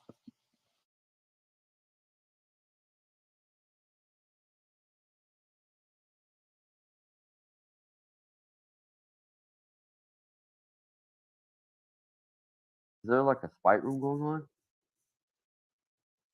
Let me check. I have no idea. Oh yeah, I was gonna ask, how did we? Because we didn't like say who won the debate, right? It was kind of like people were leaving it up to interpretation, or we I'll did. leave it up to the audience. I try not to Yeah, to pay the audience. attention because I don't want to be a bias. But I was Yeah. impressed because, like, in my past interactions with Stanley, he wasn't as articulate. But I think he was being articulate. I wasn't paying it. I didn't really pay attention to what he was saying, but it looked like he was very well prepared for that. I'm not gonna lie. There were even some things that he might have said that I didn't agree with, but I would agree though that it looked like he did his homework. You know? Yeah, it looked like he was prepared. Yeah. He definitely had some other arguments, like some contingency stuff too. I don't really know what he said though, but it was long and it was He was. like he was citing sources and stuff. So like it looked like he prepared for it. So that's what I'm really. I think he did have some sources, but some of the stuff he was saying, like he did kind of sneak in some stuff. Like a lot of it was just straight Bible. I'd say like probably like 87% Bible. You know, it was just some of the snuck in stuff that I was like, Yeah, see, and that's the thing about the Chattel. Like Matt, I don't think Matt's very good at communicating. I think he talks too much. But I saw like a connection. It's like in Chattel, right? It's a straight definition. Like you have personal property, but you can't like you can like throw your personal property away. You can do whatever. You can't do that. The Bible makes things that you can't do with a slave because the Egyptians. So like it depends. It's nuanced and shit. And I think Matt like verbally masturbated with that. And it like against an atheist, that's like fucking like a carrot on a stick for a retarded person. So like I think I could kind of like I didn't take what Matt said. I just kind of like thought what Matt could be doing, and then like that's where I think I got that where they're denying Chattel because like Yeah, I guess like sociologically, like chattel slavery is in the Bible, but if you like make the definition all nuanced and shit, you could argue like the slavery, the chattel slavery in the Bible isn't the chattel slavery that everywhere else, because they have laws obviously that protect the slaves, so you can't consider it, and then they just waffle on words forever and shit like that. I mean, personally, I feel like, I don't know, if I was debating it, I would have changed the title of the debate to like, because I think the Bible endorses like what I would call biblical slavery. It's obviously not like chattel slavery. And I'm saying that because I believe in like the language, like God calls his servants like literally servants, or abd or whatever, the abed, which is like the same word for slave, you know? I don't think it's chattel slavery, but to say it's not some kind of like master servant or master slave relationship with God, I think is a little, I don't know. I think like we're denying some of the text at that point.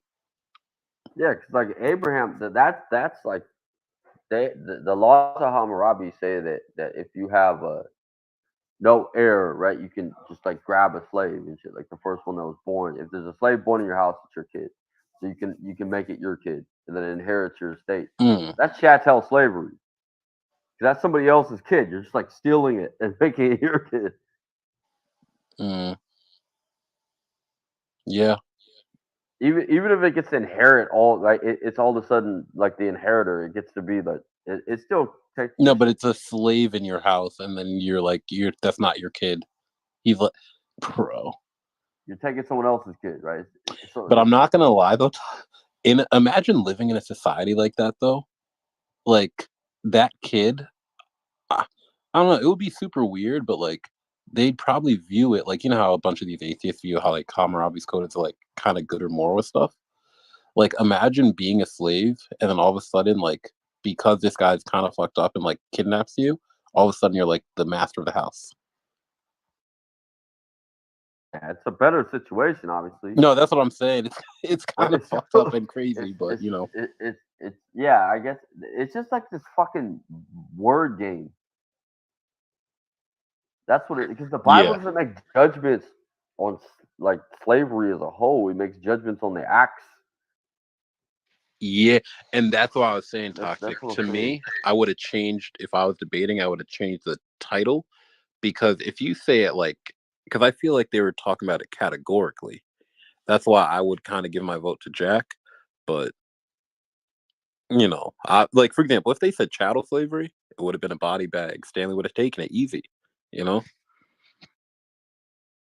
So I think the like with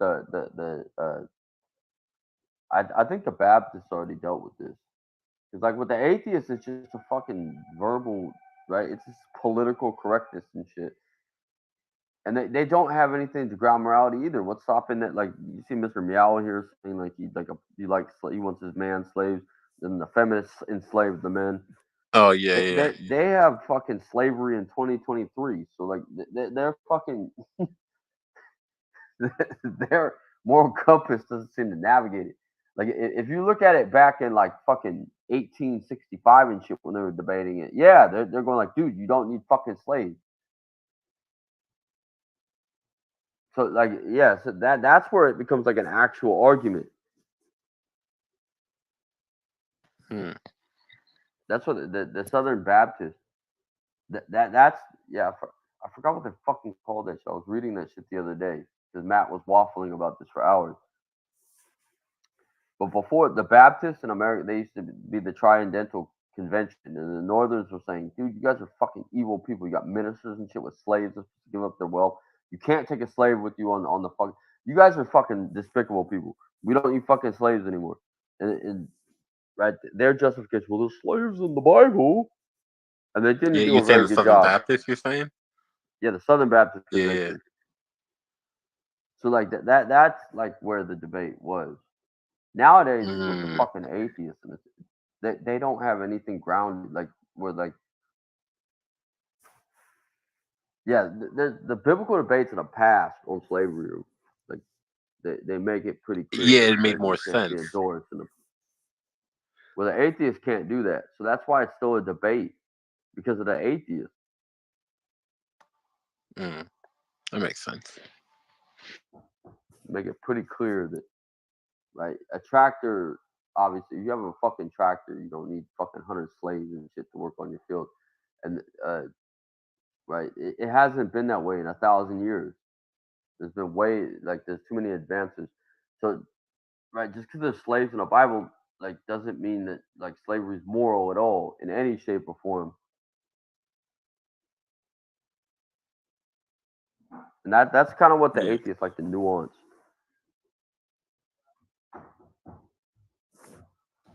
Yeah, and I agree.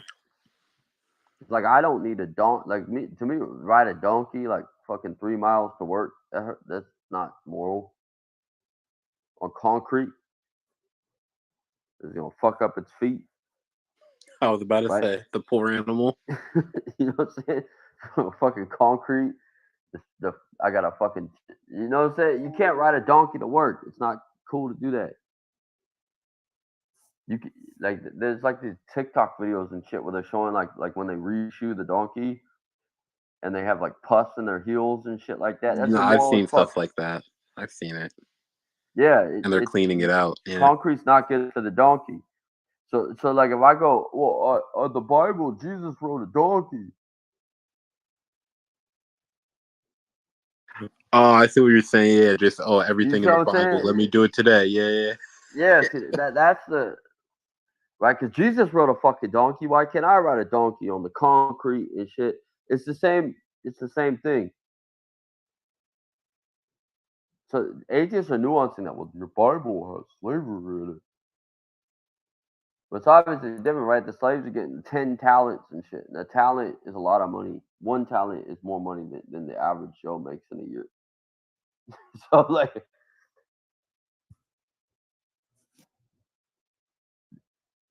the Lord gave the slave 10 talents. So it's obviously different than like in the transatlantic. They didn't give anybody in the transatlantic 10 talents. And bro, you'd get that on day one, you know?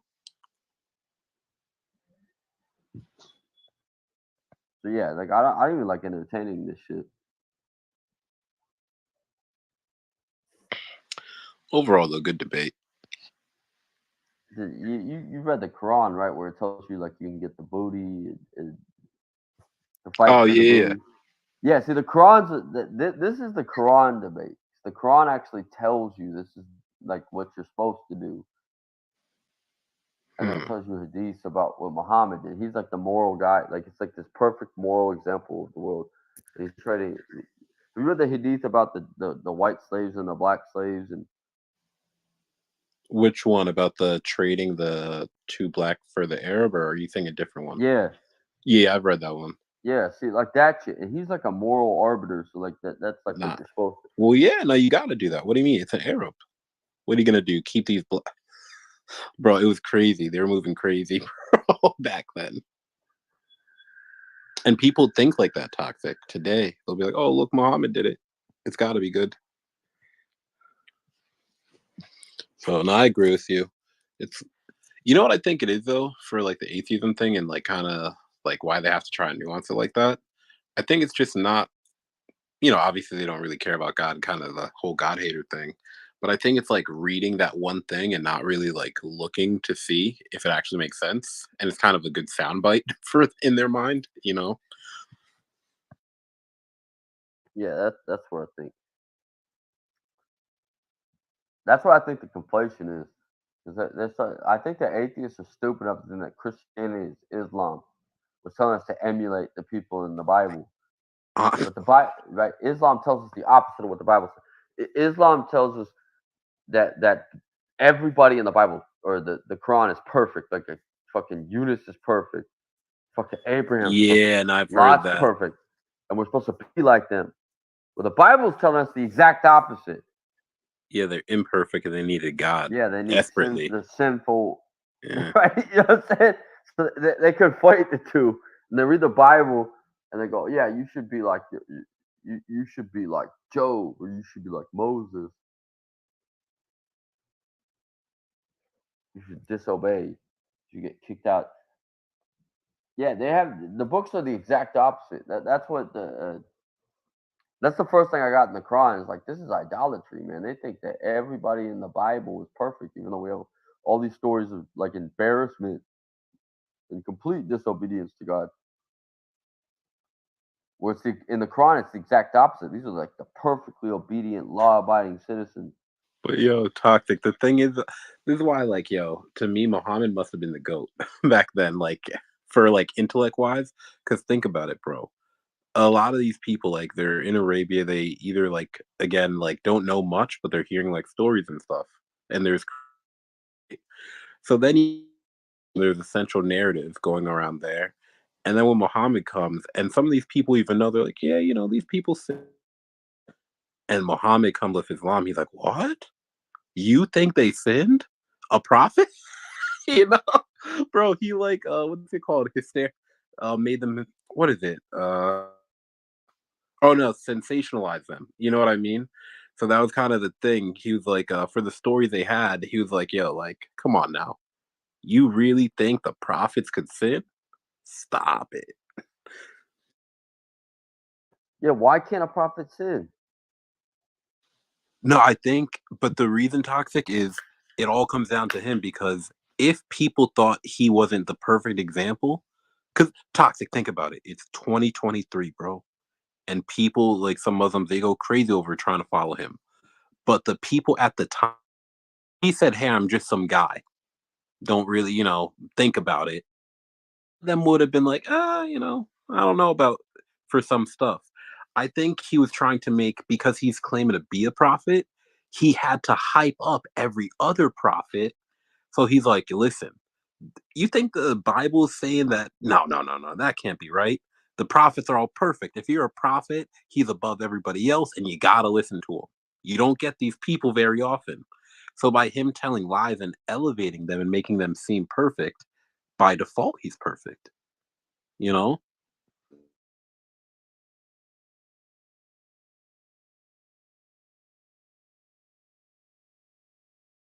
No, but the Quran says that. Hold on, where the fuck the Quran only is? What was that? 93.7. The first, or no, what's it, 93? 97 is the first one, right? What, you're saying the first one revealed? Yeah. I have to go actually check. I forget. 93.7. It says, and he found you lost and guided you, O Muhammad.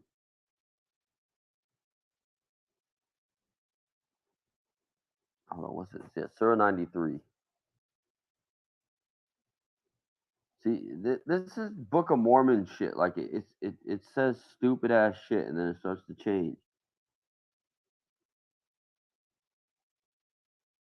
Yeah, Surah 93. Get this all the way in context.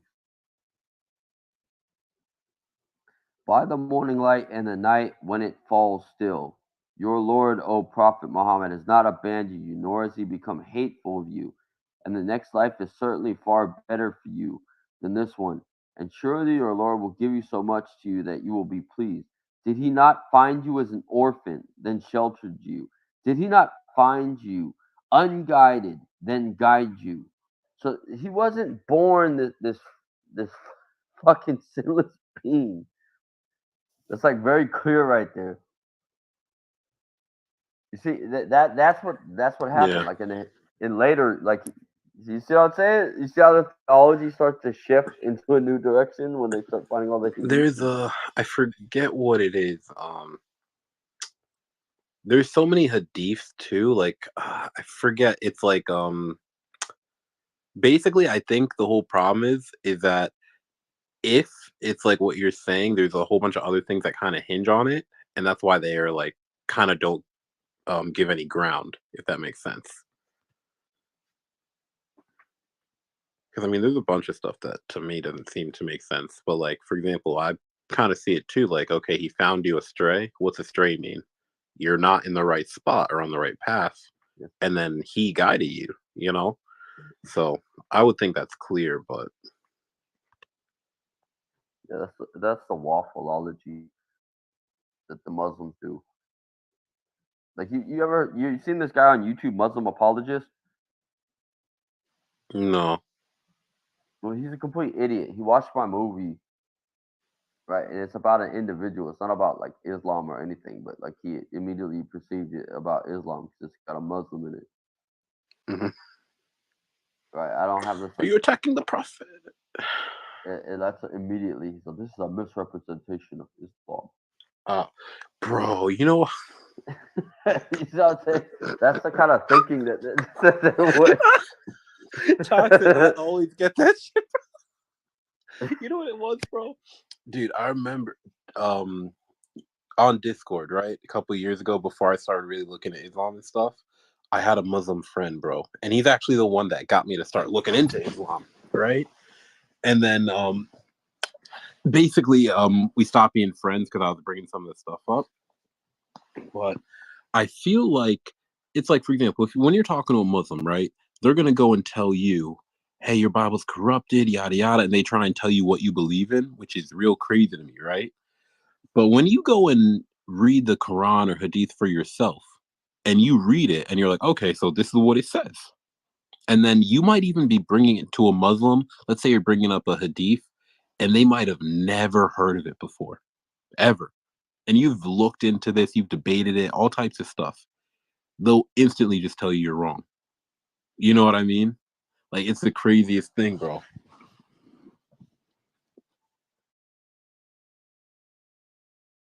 But that's what it does. Because that verse should say that I found you in good standing, therefore I gave you this knowledge. It says it found him astray and had to guide him. That means he was worshiping idols, bro. It could be that. That's the thing that or people don't want to say. He doesn't know what to do. And he's like wondering what's the meaning of life. This is the No, perfect because guy. this is about their deen, like the proper path, you know? So I think that's the whole point of it. Well, like a lot, because for example, if he's not perfect, because you know, have you heard of the Arabic term like masum, like infallible? That's what it comes down. Because the people that are talking about it, they're not saying if you're infallible, you're infallible. You can't have one blemish. You know what I mean? So the people that claim that, they're like, oh nah.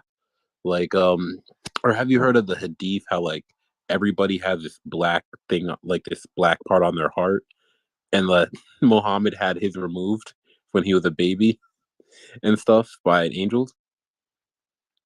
Yeah, I heard that. Yeah, that all comes down to the argument of him being masum or infallible. Because if it was like what you were saying and he was guided, right, then he was on the wrong path. And how can he be the perfect example when we have in even Quran other examples like Jesus that they claim were on the right path their whole lives? You know, it would invalidate the claim of Muhammad being the best example, you know?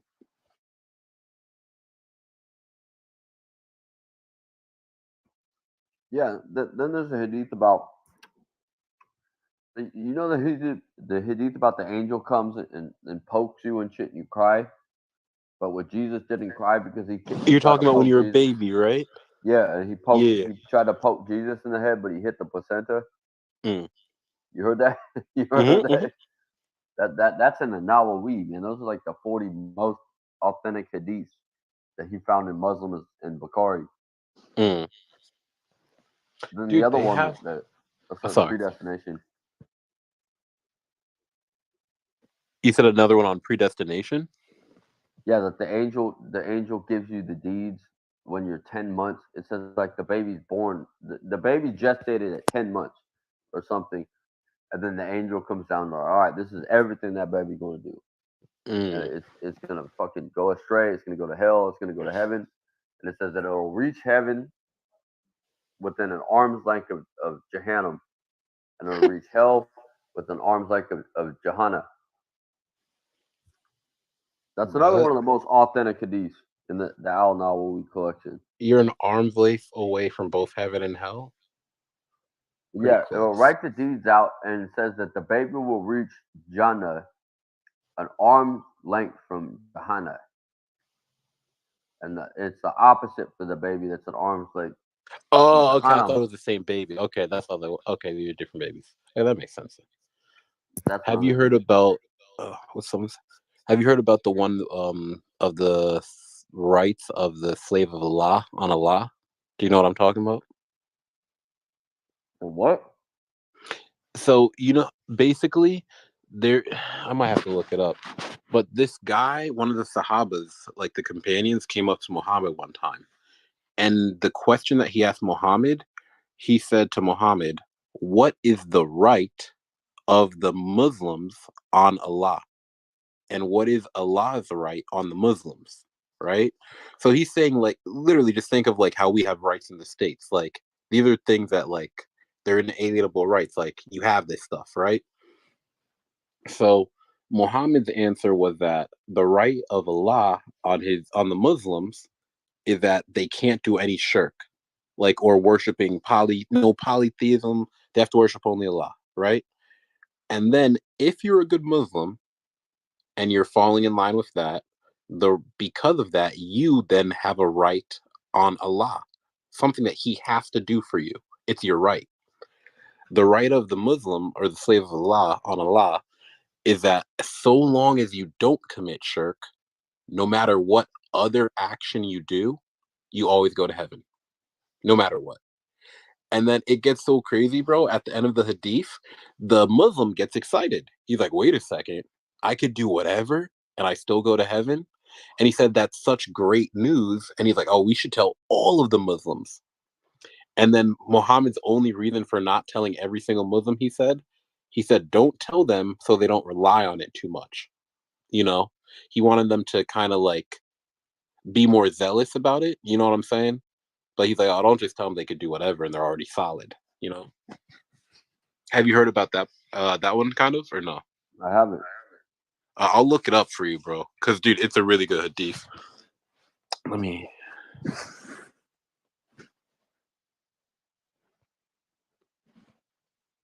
Yeah, I remember I was literally just reading through Sahih al-Bukhari one day, dude. Some of the hadiths are like actual, like, I'm not trying to say jokes, but like they're really funny, bro.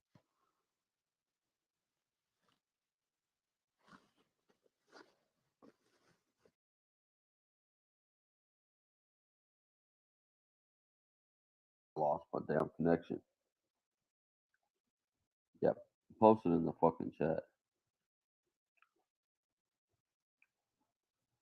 Yeah, fuck you too, Zakir, or whatever your name is.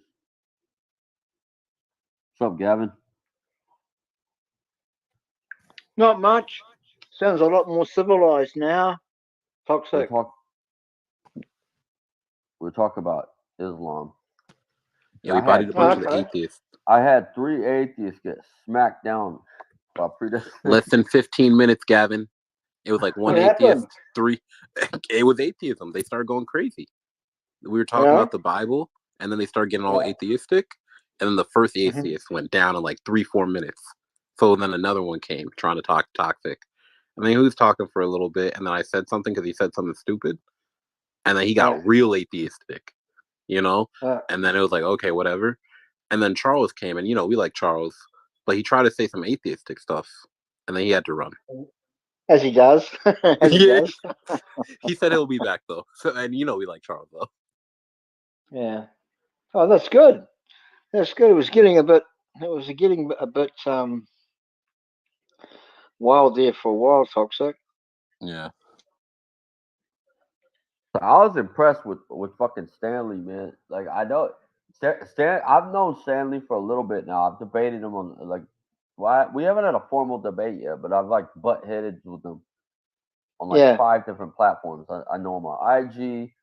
He showed up. He debated fucking Khalil Allah and then Jake the metaphysician. Yep.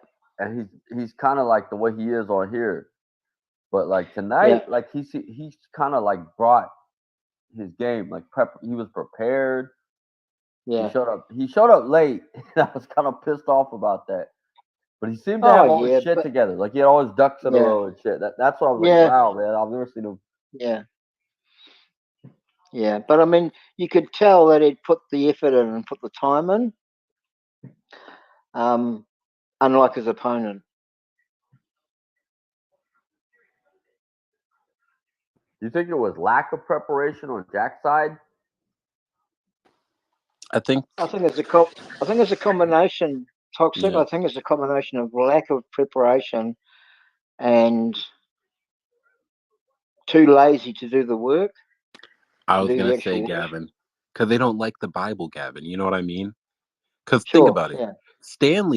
He's going in doing his homework, and he loves the Bible anyway, so it's not a big deal. But the other Mhm. person's like, I barely even want to do that. You know what I'm saying? So it's a little different. So Mm. that's why he came with what, like 2-3 verses, but Stanley had like 20. You know? Mm. That's the best I've seen Stanley work before. Mm. Also, bro, Yep. click on the link is in the chat for it's a Sahih Hadith or whatever, but the rights of the slaves on Allah, saying that they could do anything and still go to heaven. It's crazy. Wow. Have you heard of it, Gavin? Not really. No. Oh, Gavin, it's terrible. Gavin, literally, bro. He pinned it. Read it real quick, Gavin, or when you have a chance, friend. Right? Basically, bro, Muslims can do whatever. You can and you know how in the stories they like raped, robbed, and murdered. Yeah. It's okay, right? And in this hadith, they basically say as long as they only worship Allah and don't worship any other god, then they could do whatever. Because a Muslim asked them, right, like 1-on-1. And then when this Muslim heard that, Gavin, he was like, "Oh my God, this is such great news." If you read the hadith that's posted, Gavin, Muhammad's answer after the saying that you could do anything, Muhammad says, "Do not inform them," because the guy wants to tell the Muslims, right? He said, "Do not Mhm. inform them of it, lest they should depend on it absolutely." Mhm. Mhm. So even if a Muslim came trying to say, "No, that's wrong," no, Muhammad said different. You could do whatever. You could go steal, rob a little old lady tonight, die tomorrow. Yeah. And in Islam, heaven. Yep. You know what I'm saying? Crazy. I know what you're saying. Heard a great joke the other day regarding Islam. What's up? Uh, it's just a joke. I mean, I don't know if it's real or not. But the joke is that Muslims have been under the impression that when they get to Jannah, there's 72 virgins, fresh virgins lined up for them. Yeah. But that's only half true that's only half true because there are 72 versions in Jannah waiting, but they're the same 72 from the dawn of time. So they're pretty well used. No.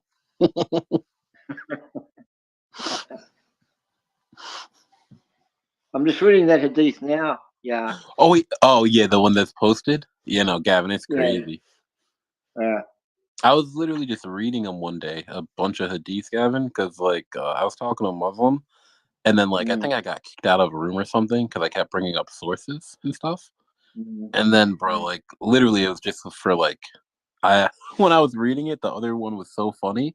I kept reading a couple more, and I was like, bro, this book is crazy. Like some of the stuff it was saying, you know? Yeah. Yeah, it's a bit like that. A bit like that. Mm.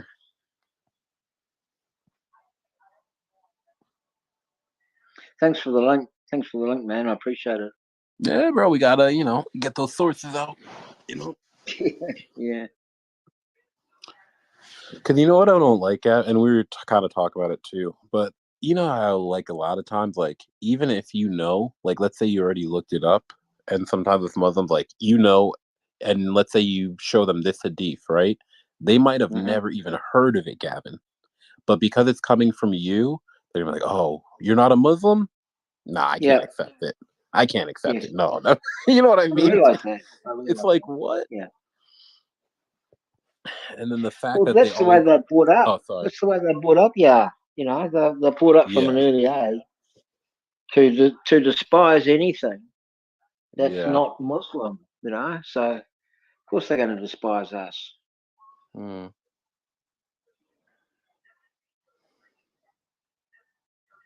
That's just sad.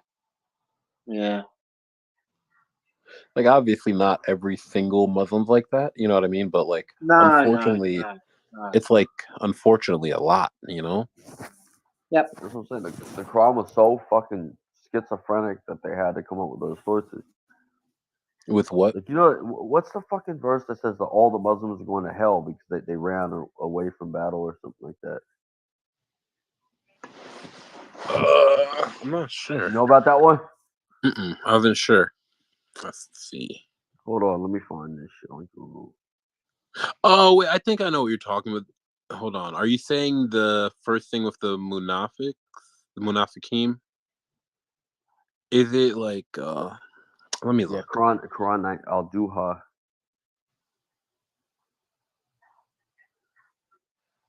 Hold on. Quran chapter 19. Yeah.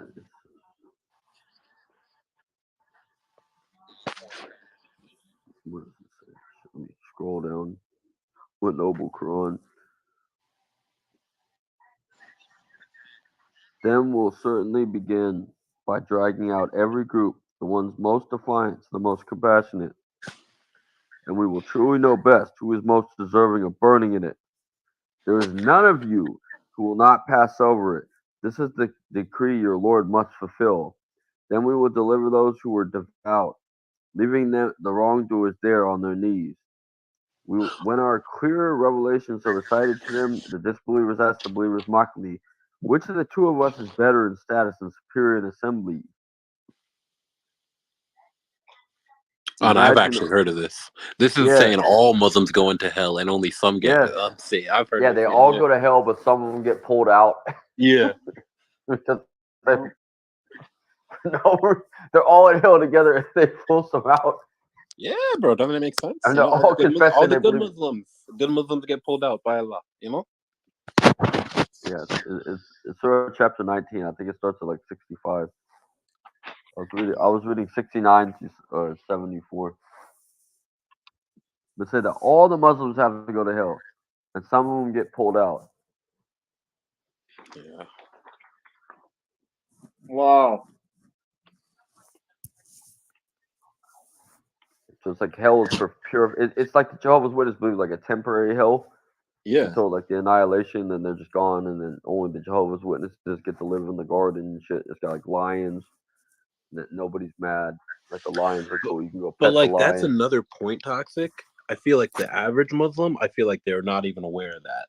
If you were to walk up to a Muslim to be like, hey, you know you're going to hell, right? They'd be like, what?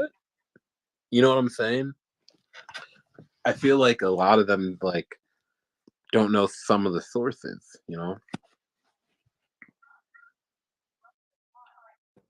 Yeah, it has to be fabricated. Like at least the Mormons have it to where like you just deal with what they leave a prophet on earth and he tells you what the shit means. There's all kinds of contradictory. They figured that out when they started printing those Book of Mormons. The guy was talking out of his ass. Oh yeah, like quick.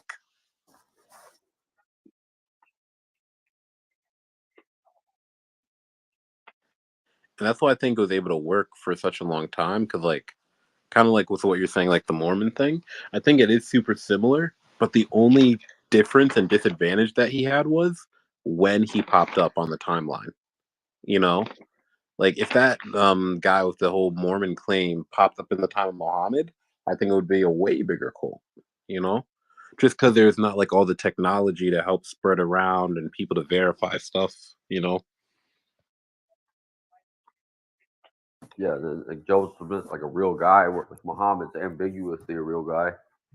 Nobody knows anything about, other than what the Muslims say. Joseph Smith's like a real guy that we can actually look. He was the mayor of a city. He tried to run for president. There's newspapers printing his name in it. All the crazy shit he was I didn't doing. know he was a mayor. Was he mayor before the claims, or did he make the claims and he got like so lit that he became mayor?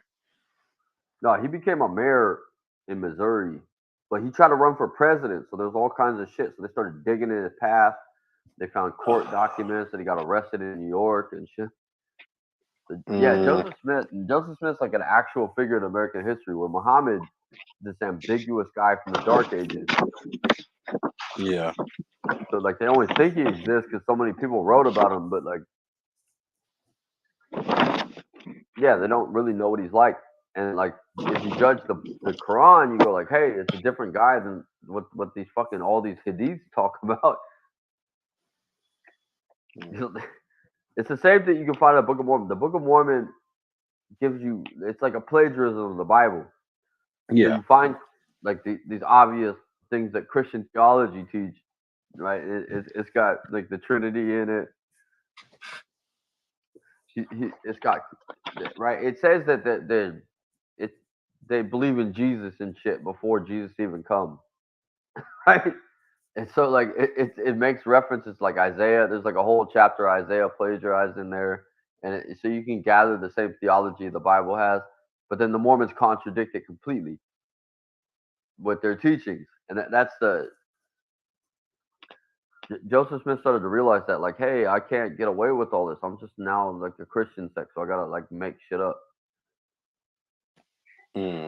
And that's what they got, like the doctrine. There's more than just the Book of Mormon in the Mormons. I didn't know that. It's the same thing with the Quran. It's the exact same thing. Because the Quran They talks have about like Nestorianism and Ebionites and shit, right? It's okay. using Christian heresies that are prevalent in there, like in Arabia. Like where it says like Mary's part of the Trinity, he didn't make that up. Like a lot of people think that he made that up or made a mistake, but no, he didn't make that up because that's the Ebionites. They believed that shit. They didn't believe it was Mary, but they used to call it. They fought Father, Mother, and Son. They said the Holy Ghost. They called the Holy Ghost Mother, and that got conflated with Nestorians who believed in. And that's one thing that the Nestorian arguments, right? Because they lost the Council of Ephesus. They went to Arabia because they were heretics, and that's what they taught Nestorianism. Okay. And that's where the right, it says, "Say not my mother's a god" or some shit like that.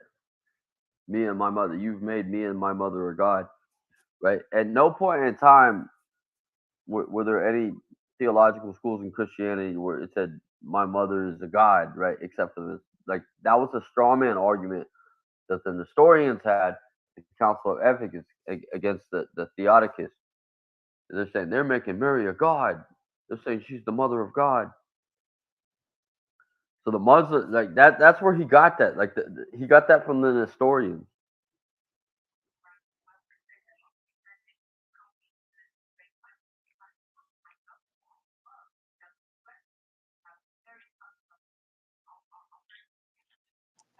Dude, there's so much to actually look into stuff like that. Like I'm trying to figure out more and like go through the Sira because like when going through Quran alone, kind of, or like just the Hadith, it's kind of hard, you know, if you haven't like really gotten like a grasp of his life and some of the events.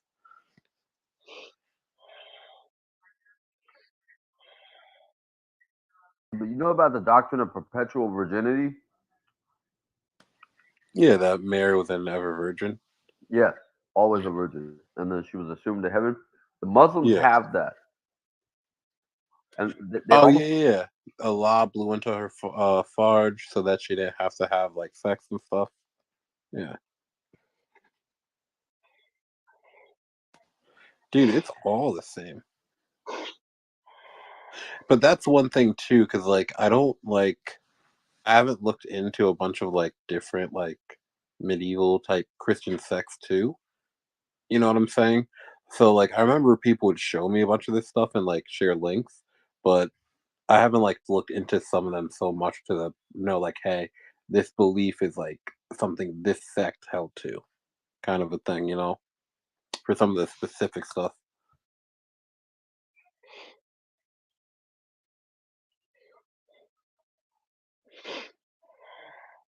they got conspiracies out there that the Muslims were invented by the Catholics to weed out all the heretical Christians in the Middle East, because that's where they went. Right? When the Orthodoxy took over, they deemed all these Gnostic texts heresy, and they burned them. Right? That's like Nag Hammadi. They all buried them. But the theory is that they promoted Islam and that's why it has things like perpetual. Their version of Mary is a perpetual virgin,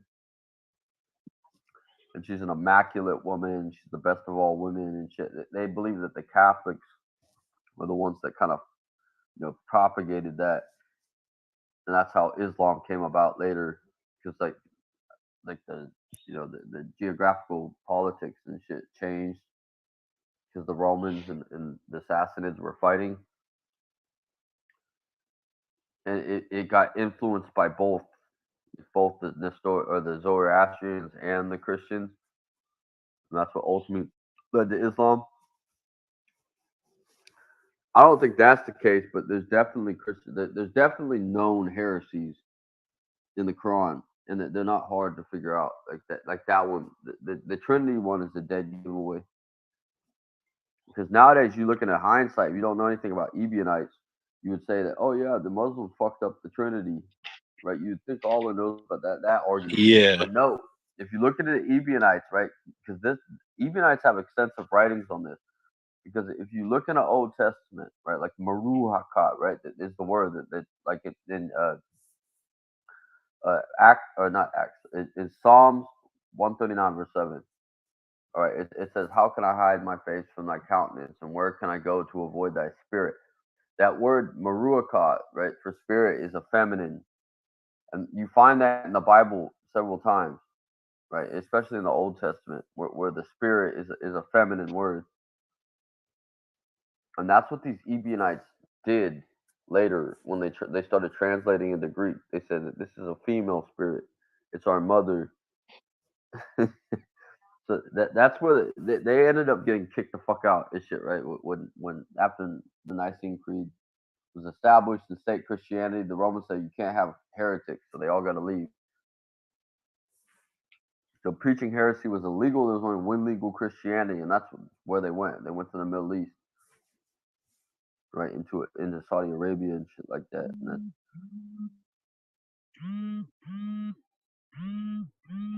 phone ringing, Gavin. It's Sorry. crazy. You're good, Gavin. Sorry about that. There are a whole bunch of like Christian groups moving into the area, and even if like the church called them like heretical or whatever, to a non-believer, they just like, "Oh, you're a Christian," because that's what they're presenting as. The one thing that gets me with a bunch of Muslims is like how ahistorical they have to be. You know what I mean? They have to start at like the year 630. Can't go to history before it. You know what I mean? Because like if you're to be like, hey, like was Christianity in Arabia?